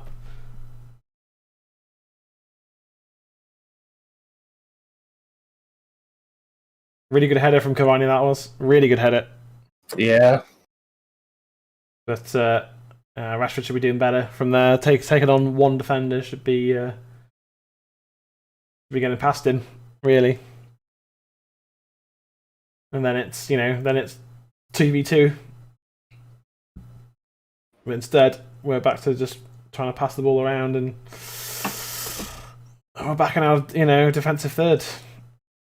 And Leicester are just happy to let us have it in our defensive third at the moment. They don't need to do a high press because they're ahead.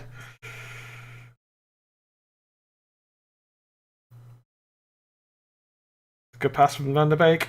Oh, Diallo almost got there. I mean, he fouled him, but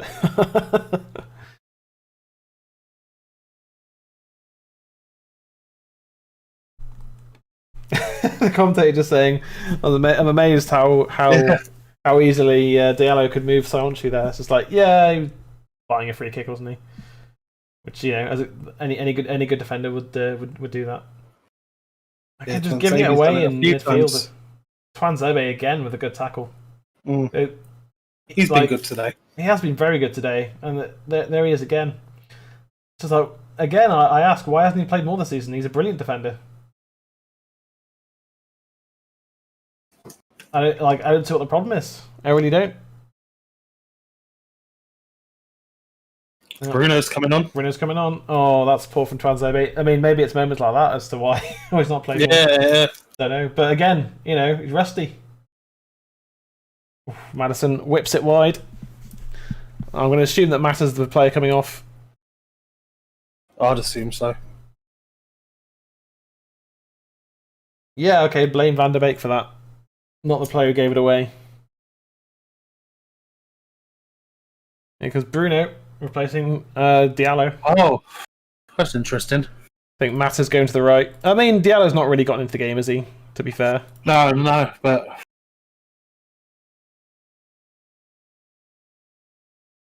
Matter out to the right.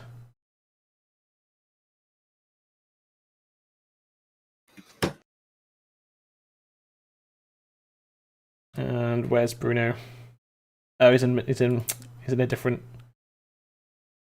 There's Bruno. Boop. There we go. 62 goals between Cavani, Rashford, and Bruno this season.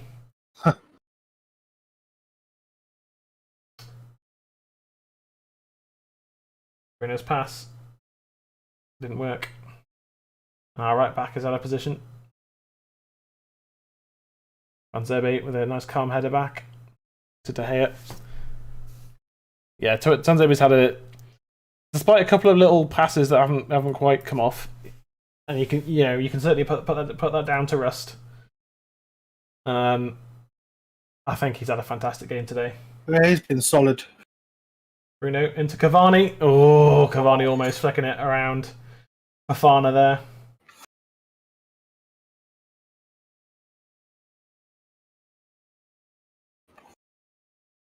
The commentator talking about how the partnership of Lindelof and Maguire has served us well.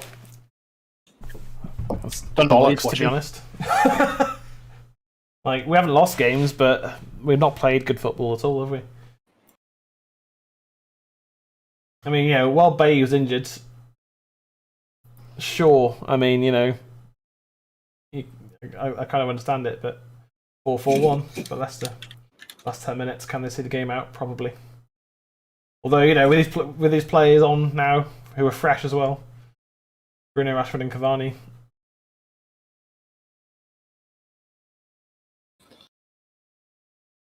Matic was clever there just to win the throw-in. I think Matic has had a poor second half, unfortunately. And a great first half, I thought. But he's kind of... he's just not been able to play it. Ain't got the legs. Yeah, that's it. As soon as Leicester decided to play, that was it really, because they were very slow in the first half, and that played into Matic's strengths, doesn't it? And I know have we had a shot that's not been the goal?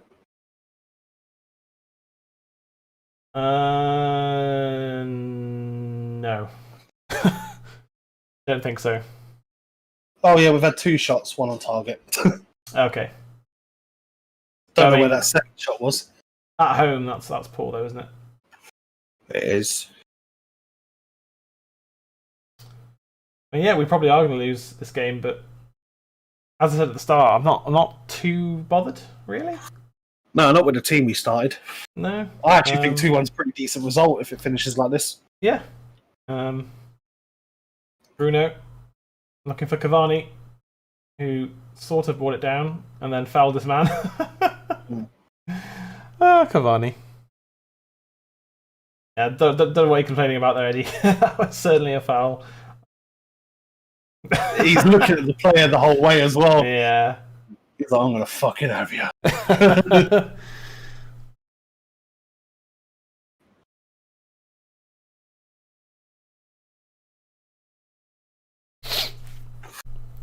Yeah. Obviously, I don't want us to lose, but it's not the end of the world.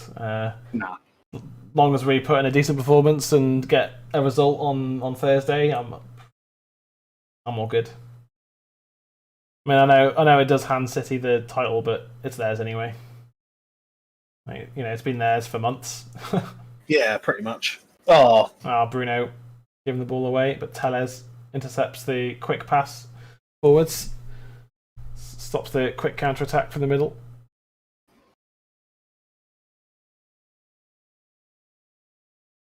Yeah, we've certainly not had the legs in midfield, have we, to compete, really. It's been our main issue, but Twanzebe's had a very good game.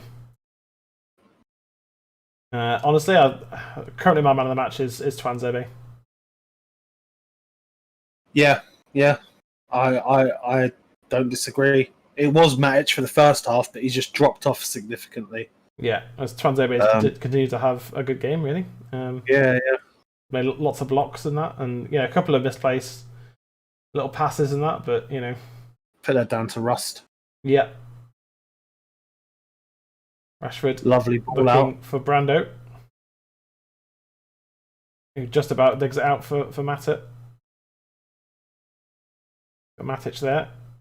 Good pass. Tellez. Good ball into Matic. Oh, Bruno! Bruno. All Donny had to do is stick out a toe as well. Yeah.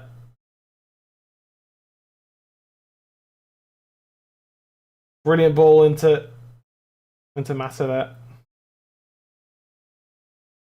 Has a corner been given? I don't even know.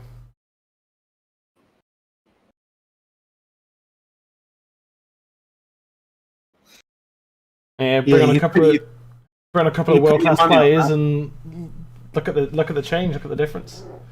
You put your money on Bruno finishing that though, but you would, but yeah.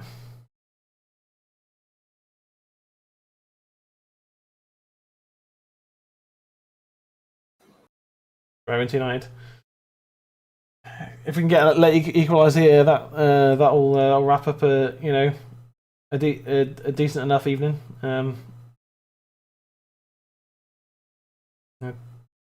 Thing is, for Donny now, he's playing with Bruno and that, like, he can start moving into good spaces and that, and Mata. You know what I mean? I know Mata's slow, but he's got the quality. He's got the quality. Well, Leicester sitting deep.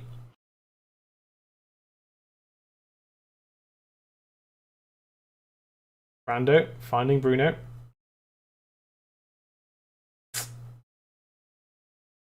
That's a really good tackle, to be fair.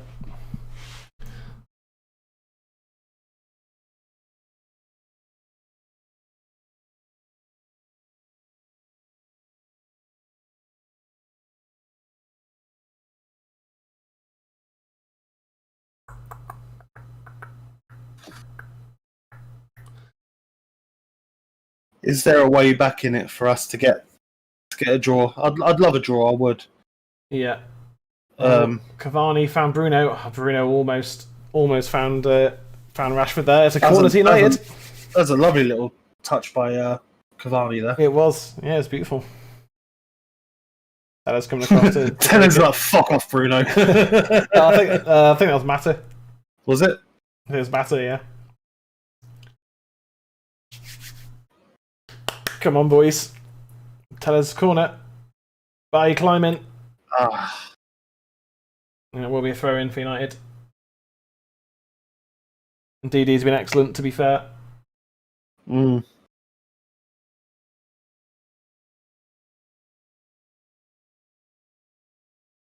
Brandon Williams Sorry, Bruno Fernandes. I don't know why I said Brandon Williams there. It was certainly Bruno Fernandes. Only a slight difference in quality. And position and nationality and name and hair colour. Literally everything about him, yeah.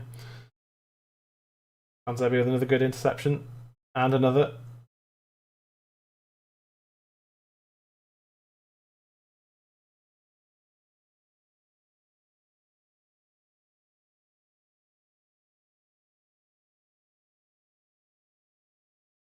Bailly pushing forwards. Brandon Williams. That's his ball in, looking for Cavani. Oh. Fofana gets there. Another corner. Cavani's movement. I really do. I love Cavani's movement.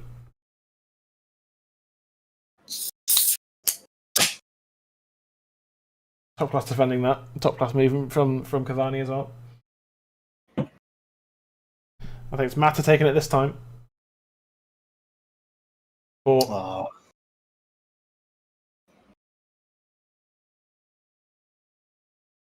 into Bruno Fernandes. Quarterback in. There's a throw in for United. Like pressure. Can we make it count for anything? Can we make just one good chance for someone like Cavani? Because it's all they need. Bruno trying to find Donny, but it's well on the same wavelength.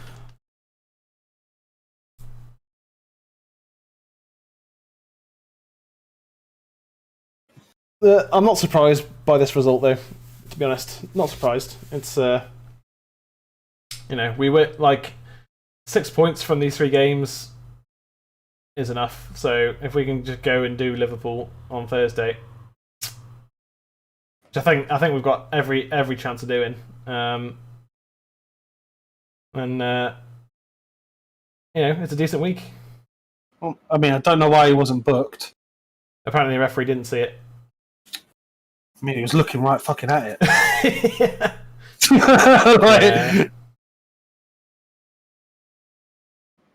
Fernandes and Mata. Imagine both of them in their prime this season. Oh, yeah. Oh, that Brandon. Decent cross. Oh, Rashford. Oh. Rashford's headers are just first good thing Brando's done. It is, but Rashford just isn't good at headers, is he?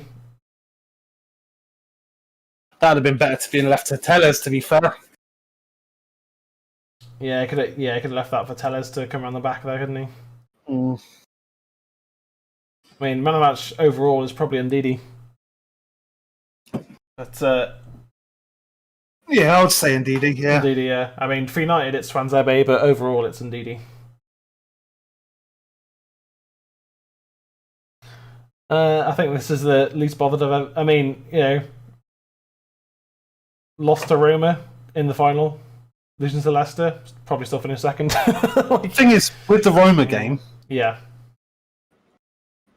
like, obviously I weren't there for the second leg. No. But watching it on the replay... Yeah. Wait, was I there for the second leg or the first leg? 3 minutes at a time. No, I was there for the second leg, but wasn't there for the first leg. Right? I can't remember. Oh, that was close. You were there for the first leg, not the second leg. Yeah. But, like, I remember watching it back and thinking how, like, in a weird way, how grateful I was for us to have De Gea.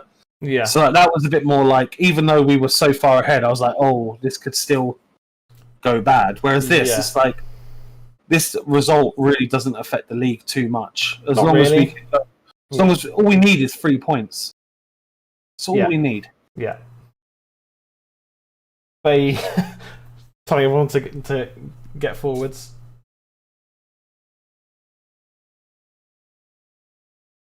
Rashford into Matic.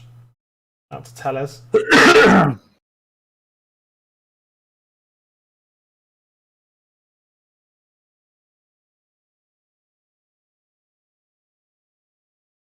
That weren't offside.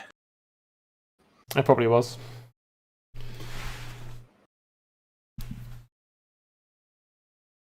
That was offside. No, it was offside, yes. Yeah, that was offside.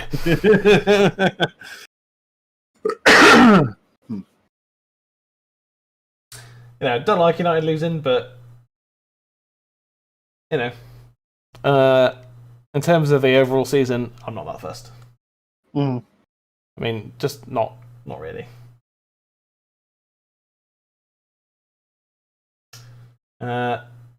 It's just a case of securing second place in the next 3 games after this one, really. Not losing, I think, not getting beat by Liverpool, and then should be able to see Fulham off. Wolves might be a tough game. Don't know. Depends if they show up or who we play. They've had a really poor season, but they have had Jimenez out for the whole season, haven't they? To be fair, so that's mostly why. Last 30 seconds of the game.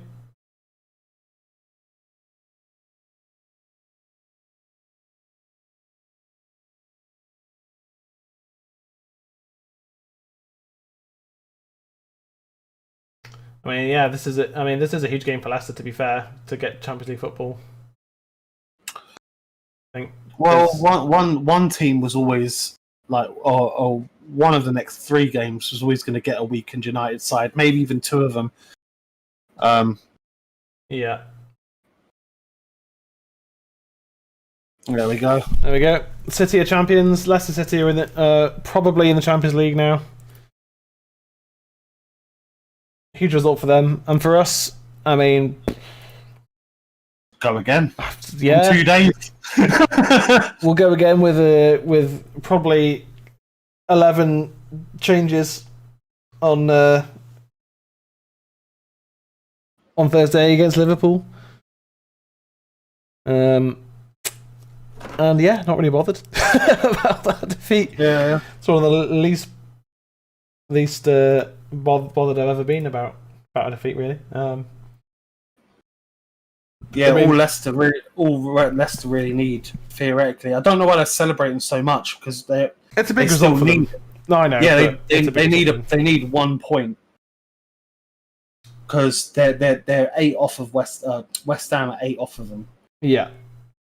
But yeah, it's a big result for them. Yeah. And I'm happy. The fact that Leicester are in, like, if I had it my way, West Ham would get the next spot, but they're 6 points off of Chelsea with 3 games to go. So I don't see that happening. No. But like to see like Liverpool, Spurs, and especially Arsenal as shit as they've been this season, it kind of warms me cockles, as they say. Warms me cockles. Yeah, it does. I mean, we're 4 points ahead of Leicester with a game in hand over them, so I'm not worried.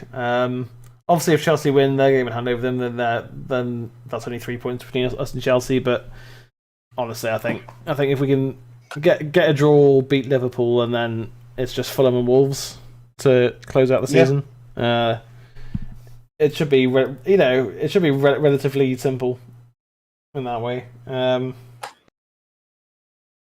But yeah, all the talk now turning obviously to City being crowned champions. Good for them, I guess. I'd much rather they win it than Liverpool. So yeah, because it keeps our record, doesn't it? Yep, keeps our reputation as the most successful team in English football history. And at the end of the day, like, don't get me wrong, I'm actually quite proud of our boys going out there and only and getting a. I know we lost 2-1, but let's face it. So how many of those players have played together? Yeah, true. I mean, so rather than talking about the whole squad, because I mean, De Gea was okay tonight. He was fine. He was. Yeah, I mean, he made a couple of big saves. Let's just talk about the players who are fringe or young players. Obviously, Mason Greenwood scored the goal. He's a generational talent. He's brilliant. Yeah. Brandon Williams had a really poor game tonight. He needs to go. I think he needs to go, if I'm honest. Yeah, I mean, I'm like, send him out on loan for a couple of seasons to see if he's got something more to his game. Because the thing is, the whole complaint was, oh, he's not a left back, and the few times we played him right back, he's been worse than when he played left back. Do you know what I mean? It's like, but again, he's another one of those players who suffered from barely playing all season long. And he had one good moment. I know it sounds bad, but one really good moment in the game with that cross for Rashford. Yeah, and it's just like, it's not enough. Like, no, you look at the likes of like Tariq Lamptey from Brighton. Yeah, but he plays week in, week out. He does, but he had to have started somewhere. Brandon Williams got a string of games where he was brilliant. Yeah. Obviously playing at left back. Yeah. And then for some reason just went from being really good to really shit really quickly. He did, yeah. So I think Bay was okay tonight. It was, nothing crazy, just solid. Yeah, I mean, again, the first goal was, bad defensively on all parts, but Bay, there's nothing he could do about it. He needed to cover Vardy. And he didn't cover himself in glory with that one. He didn't stop the cross or anything. No, but that was down to that first goal was definitely down to Tellez and Twanzebe just coming way out of position. Yeah, and but Axel wasn't settled in the game at all at that point, was he? And I think he settled down after that, and he got better as the game went on. To be fair. Yeah, after that he played brilliantly, and his situational play was phenomenal. Yeah, he read the game really well. He had a good game. Yeah, I think Donny had a really good game in the first half, but him and Matic just got completely run off the park in the second half. Like Leicester came with high energy in the second half. I'll disagree with you on that one. I think he had an okay game in the first half. Yeah. The thing, and the reason I say that is because his role was technically the Bruno role or the Pogba role. The Pogba role, yeah. Yeah. And it was linking the midfield to the attack. And we just didn't do that enough. And I know you could say, oh, well, Leicester are on top of us. But, even when we started to get pressure on the ball, I honestly believe the reason Donny don't start so much, and after seeing it, and I've seen multiple games now, is because I think his style of play is just different. He's very much a touch-and-go player. Yeah, and that's just not how we play at the moment. So I think he is suffering from how we play as a team. Yeah, and when you're playing a team, a second-string team, touch and goes, they're not going to work because you need that. You need Pogba and Bruno to play it off, and Rashford and that. And it's like what Rooney said in that Rio show when they were talking about the ball to Van Persie. Yeah. And how they would talk about it. Yeah. Even when they were just having like lunch training, they'd talk about like knowing where each other was. If I see you run, I'll ping a ball, and that's what he did for that brilliant volley. Yeah, yeah.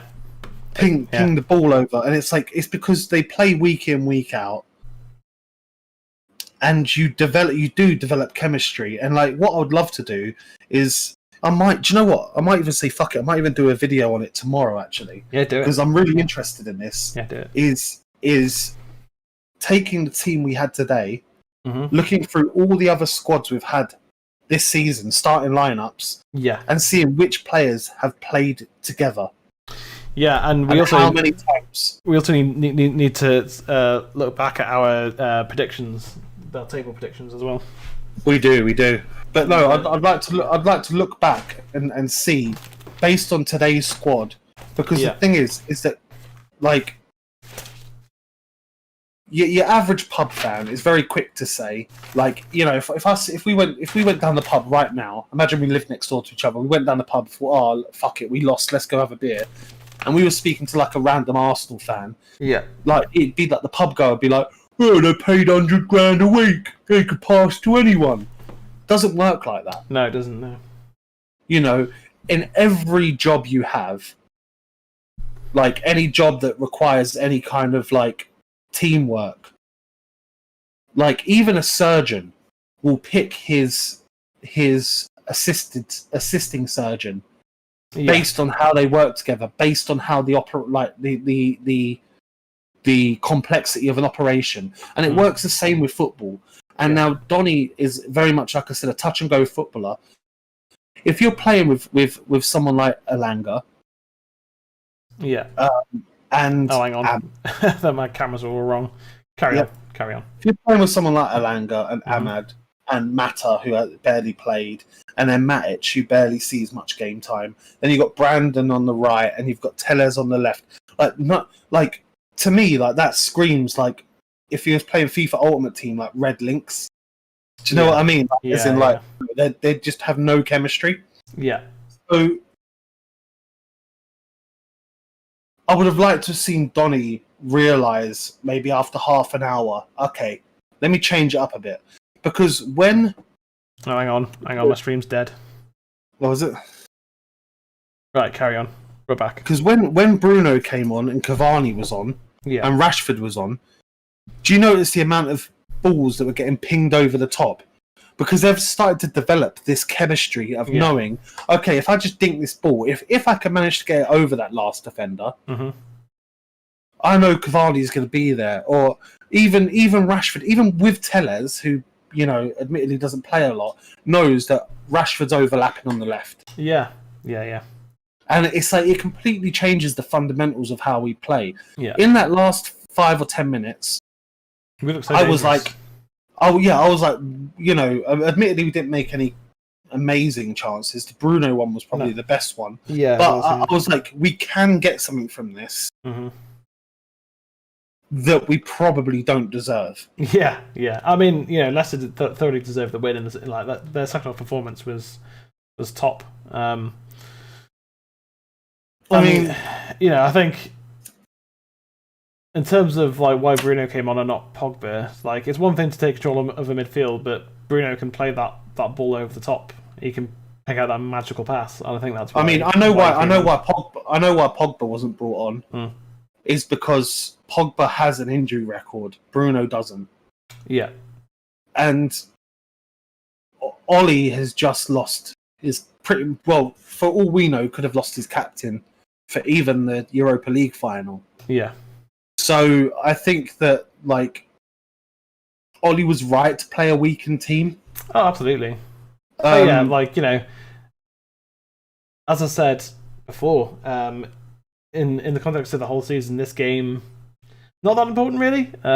Like if it was Chelsea, we would need to put out a fairly strong team because we need to keep them at bay. But Leicester could just go and lose again next week, and then Chelsea are still 3 points behind us anyway. So you know, if we can just not lose between now and the end of the season, then that's second place sewn up. You know, I think the big question is, and the one I'm really interested in, is what kind of team are we going to play against Liverpool? It's going to be our first team. It's going to be our first team. See, I reckon it's going to be a hybrid. And the reason I say this is because as it stands, we're 4 points ahead of Leicester. Yeah. 6 ahead of Chelsea. So we have one more bogey game left. Yeah. I would rather... I know this sounds weird. Yeah. But I would rather play half a team against Liverpool and try and get a draw than to play a full-strength team against Liverpool, get the 3 points that we need, because I think if we get those 3 points, then, mathematically, you know, and like I said, unless Chelsea score an abundance of goals, you know, we've pretty much secured second. But the thing is, we've still got that bogey game left to play. I'd rather go and try hard for the last 2 games and be like to my team and be like, look, I've got 2 more games left of the league season. Yeah, it's gonna Thursday's gonna be Bay and Lindelof. That's gonna be the centre back pairing, and then Shaw and Wan-Bissaka. You know, I think we'll definitely play Bruno. We'll definitely play Cavani. Outside of that, I wouldn't be surprised to see Matt. I wouldn't be surprised to see Matic and Fred. Yeah, I think that's totally possible. And then like McTominay comes on for Matic in the second half. And I wouldn't be surprised to see Greenwood, Ahmad, and Cavani. See, I don't know about Greenwood. Like, I want him to play. Don't get me wrong. I'm not saying he shouldn't play. I'm just saying he played. He started the last game on Sunday. He started tonight. Oh, yeah, tonight. I think Greenwood will be the benched player on Thursday. I think he's the forward that's going to be rotated. I think we'll probably have Rashford on the left and. See, I don't think we'll play Rashford. Pogba on the left. Pogba on the left, yeah.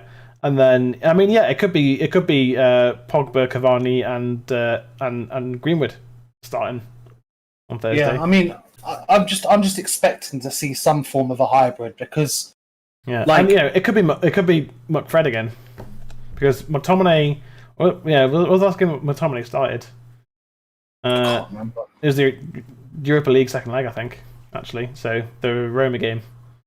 Because I mean, we've got Fulham and Wolves next after Liverpool. Yeah.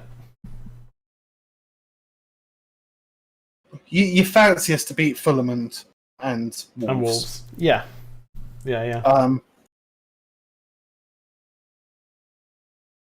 Liverpool is such a dangerous game, though.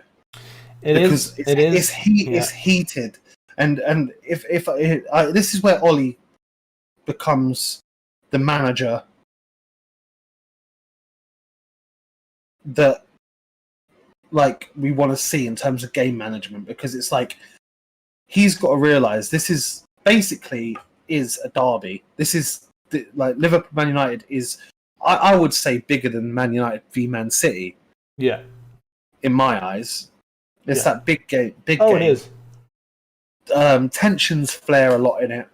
Tackles go flying. Yeah, but I think I honestly don't see it as it's going to be that kind of game though. I think it's going to be a methodical game because Liverpool are defensively weak at the moment, and so I think they're going to come to Old Trafford to not lose. Yeah.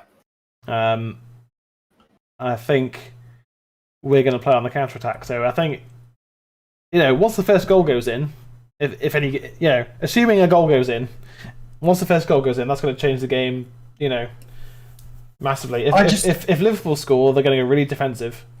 If we score, they're going to have to come out and attack us, and then the game's going to be back and forth. So the way I see it is if we go into the game full strength, and win, brilliant. Yeah. If we go into the game full strength, lose, but come out with no injuries, fine. Yeah. But if we go into that game full strength, and Cavani picks up another muscle injury, and win or lose, and we get injuries, to me that's a bigger loss than if we were just to play a weakened team. That's what I'm saying. Like, because the thing is that we're in that position where we can afford to drop 3 points. I would rather drop 3 points to Liverpool, and then the last two results are in our hands.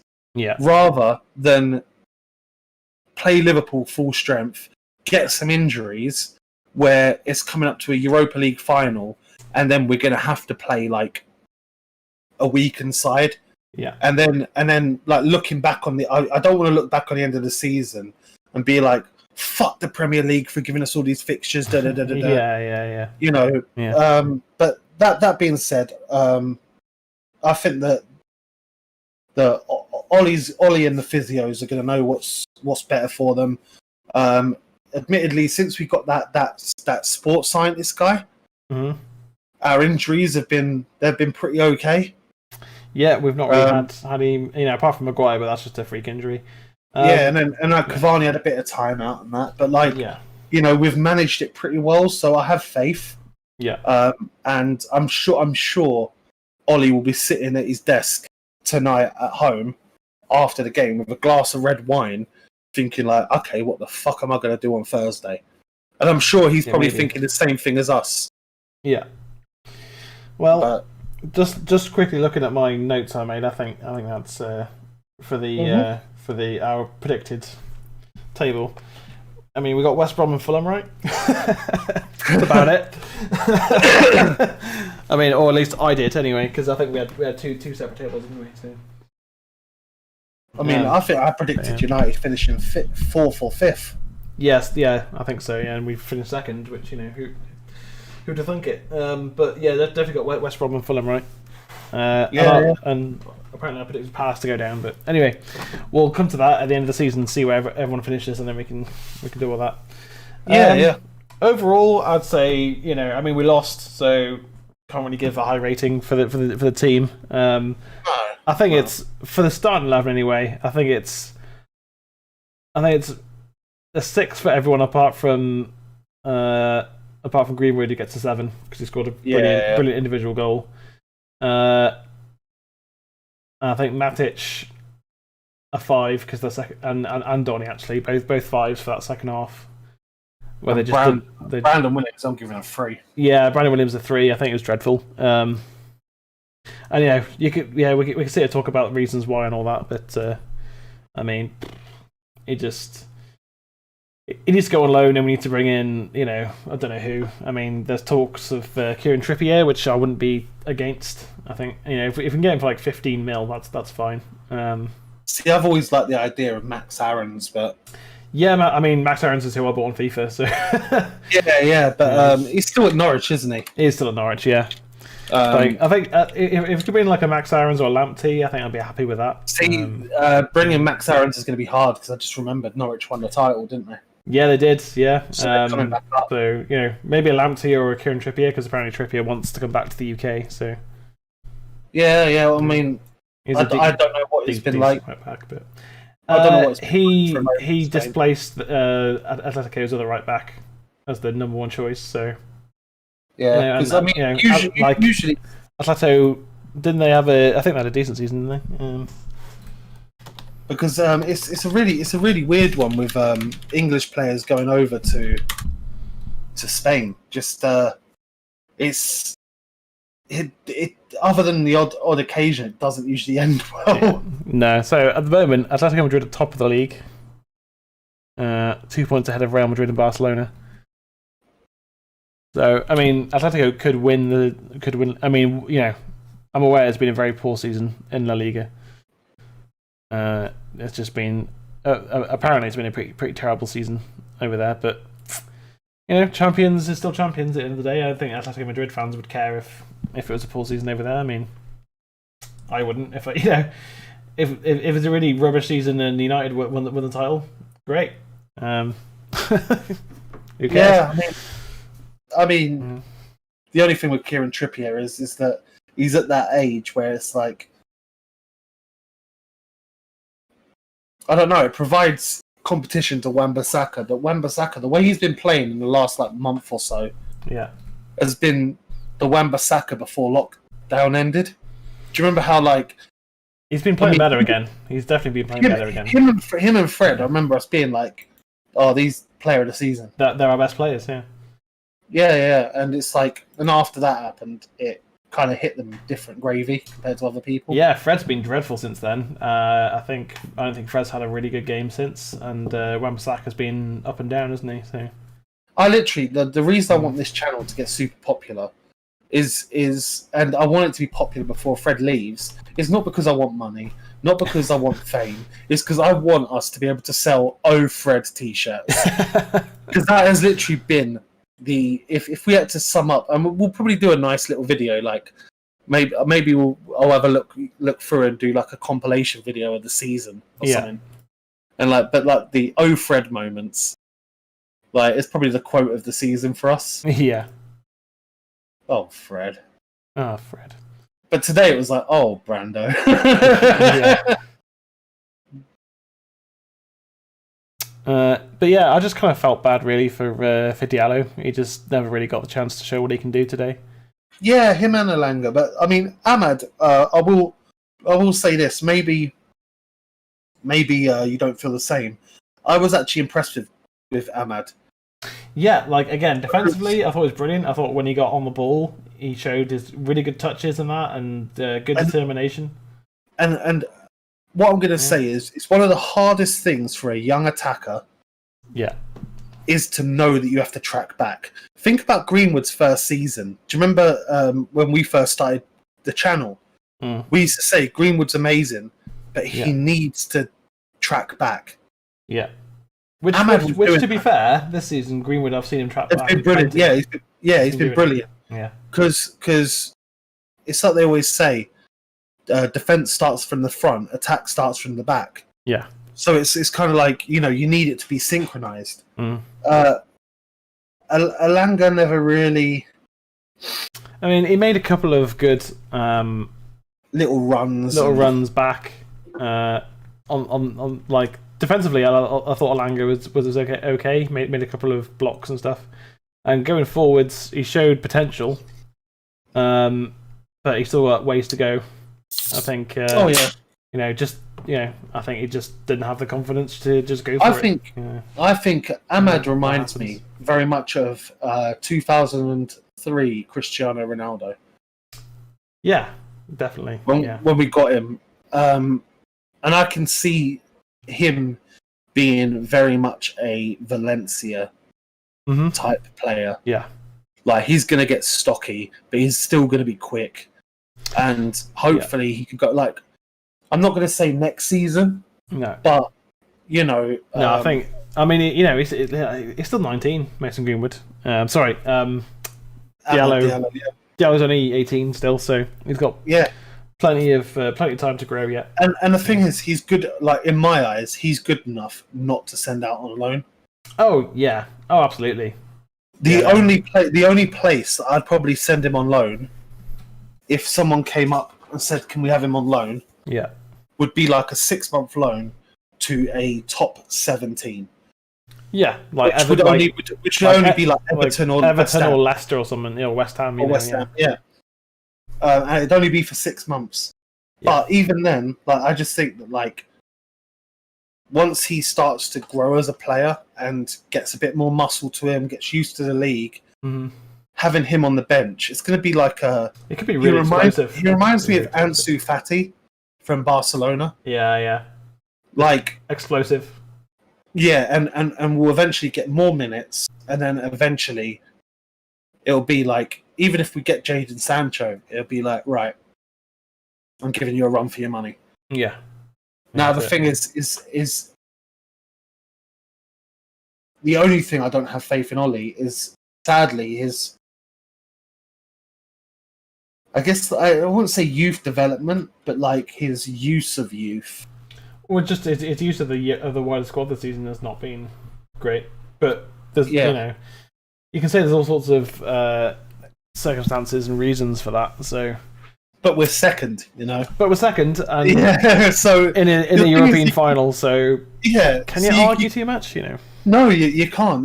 But you it's like and I think we'll finish off in a sec. But I just want to say one thing.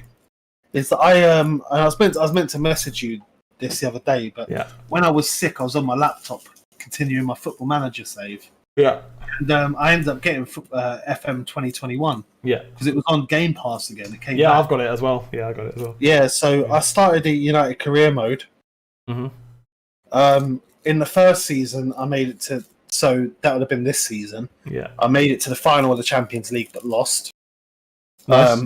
But I did win the FA Cup, so Yeah. I was quite happy with that. Yeah. And in the next season, I won the Champions League. I won the Carabao Cup. Yeah. And I won the Club World Cup because for some reason I don't know how those rules work now, but apparently if you're a finalist in the Champions League, you get in. It was really weird, but I ended up winning that, which was quite cool. Beat Real Madrid in the final. Nice. And then my third season, where I've currently stopped right now, because I haven't played today, I won the treble. Nice. And I got given a huge contract. yeah, I bet. So, but the players I bought, funny enough, were Declan Rice, who weirdly enough plays as centre back for me. Huh. and he's brilliant there. Like he wasn't working out in DM, so I retrained him as a centre back. And next to him, I've got Skriniar. Yeah. From Inter Milan. I see. In my first season, the player that I could afford was Pau Torres. I couldn't get anyone else. I could barely afford anyone. This is I'm in the third season in now. Yeah. And I've got a player called Anthony, who is it Sevilla or Villarreal? One of the teams. He's brilliant, good player. He's on the right. Yeah. Sadly, and I'm super pissed off, and the reason I haven't gone back to the game, Mike Phelan sold Greenwood for 200 million. I mean, PSG. 200 million, but yeah. So I took the 200 million and thought, fuck it. If you're taking my Mason, I'm taking Mbappe. Yeah. So I put in a 200 million bid for Mbappe, and they were like, "Oh no, we don't want to make deals with Man United." I'm like, "You fuckers!" Yeah, that's so typical, isn't it? Yeah. Typical. So like, I was proper gutted about that because I need to check because a lot of the responsibilities of certain stuff I hand over to my assistant, like press conferences. Yeah. And I must have given him a say in transfers because, but he then went and blew like 200 million on a player called Pedri from Barcelona. Oh, Pedri, Yeah. And I was super pissed because it blew my whole transfer budget. Yeah. So what the fuck? Yeah. But luckily, he's been brilliant.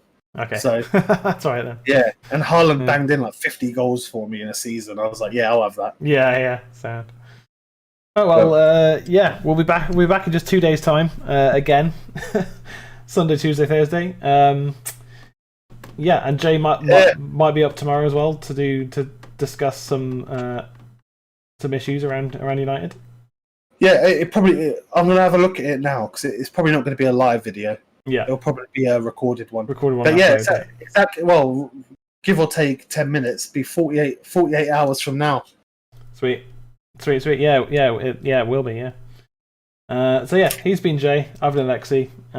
We are United Weekly, where we have no agendas and we're forever green and gold. Green and gold. We'll see you next time.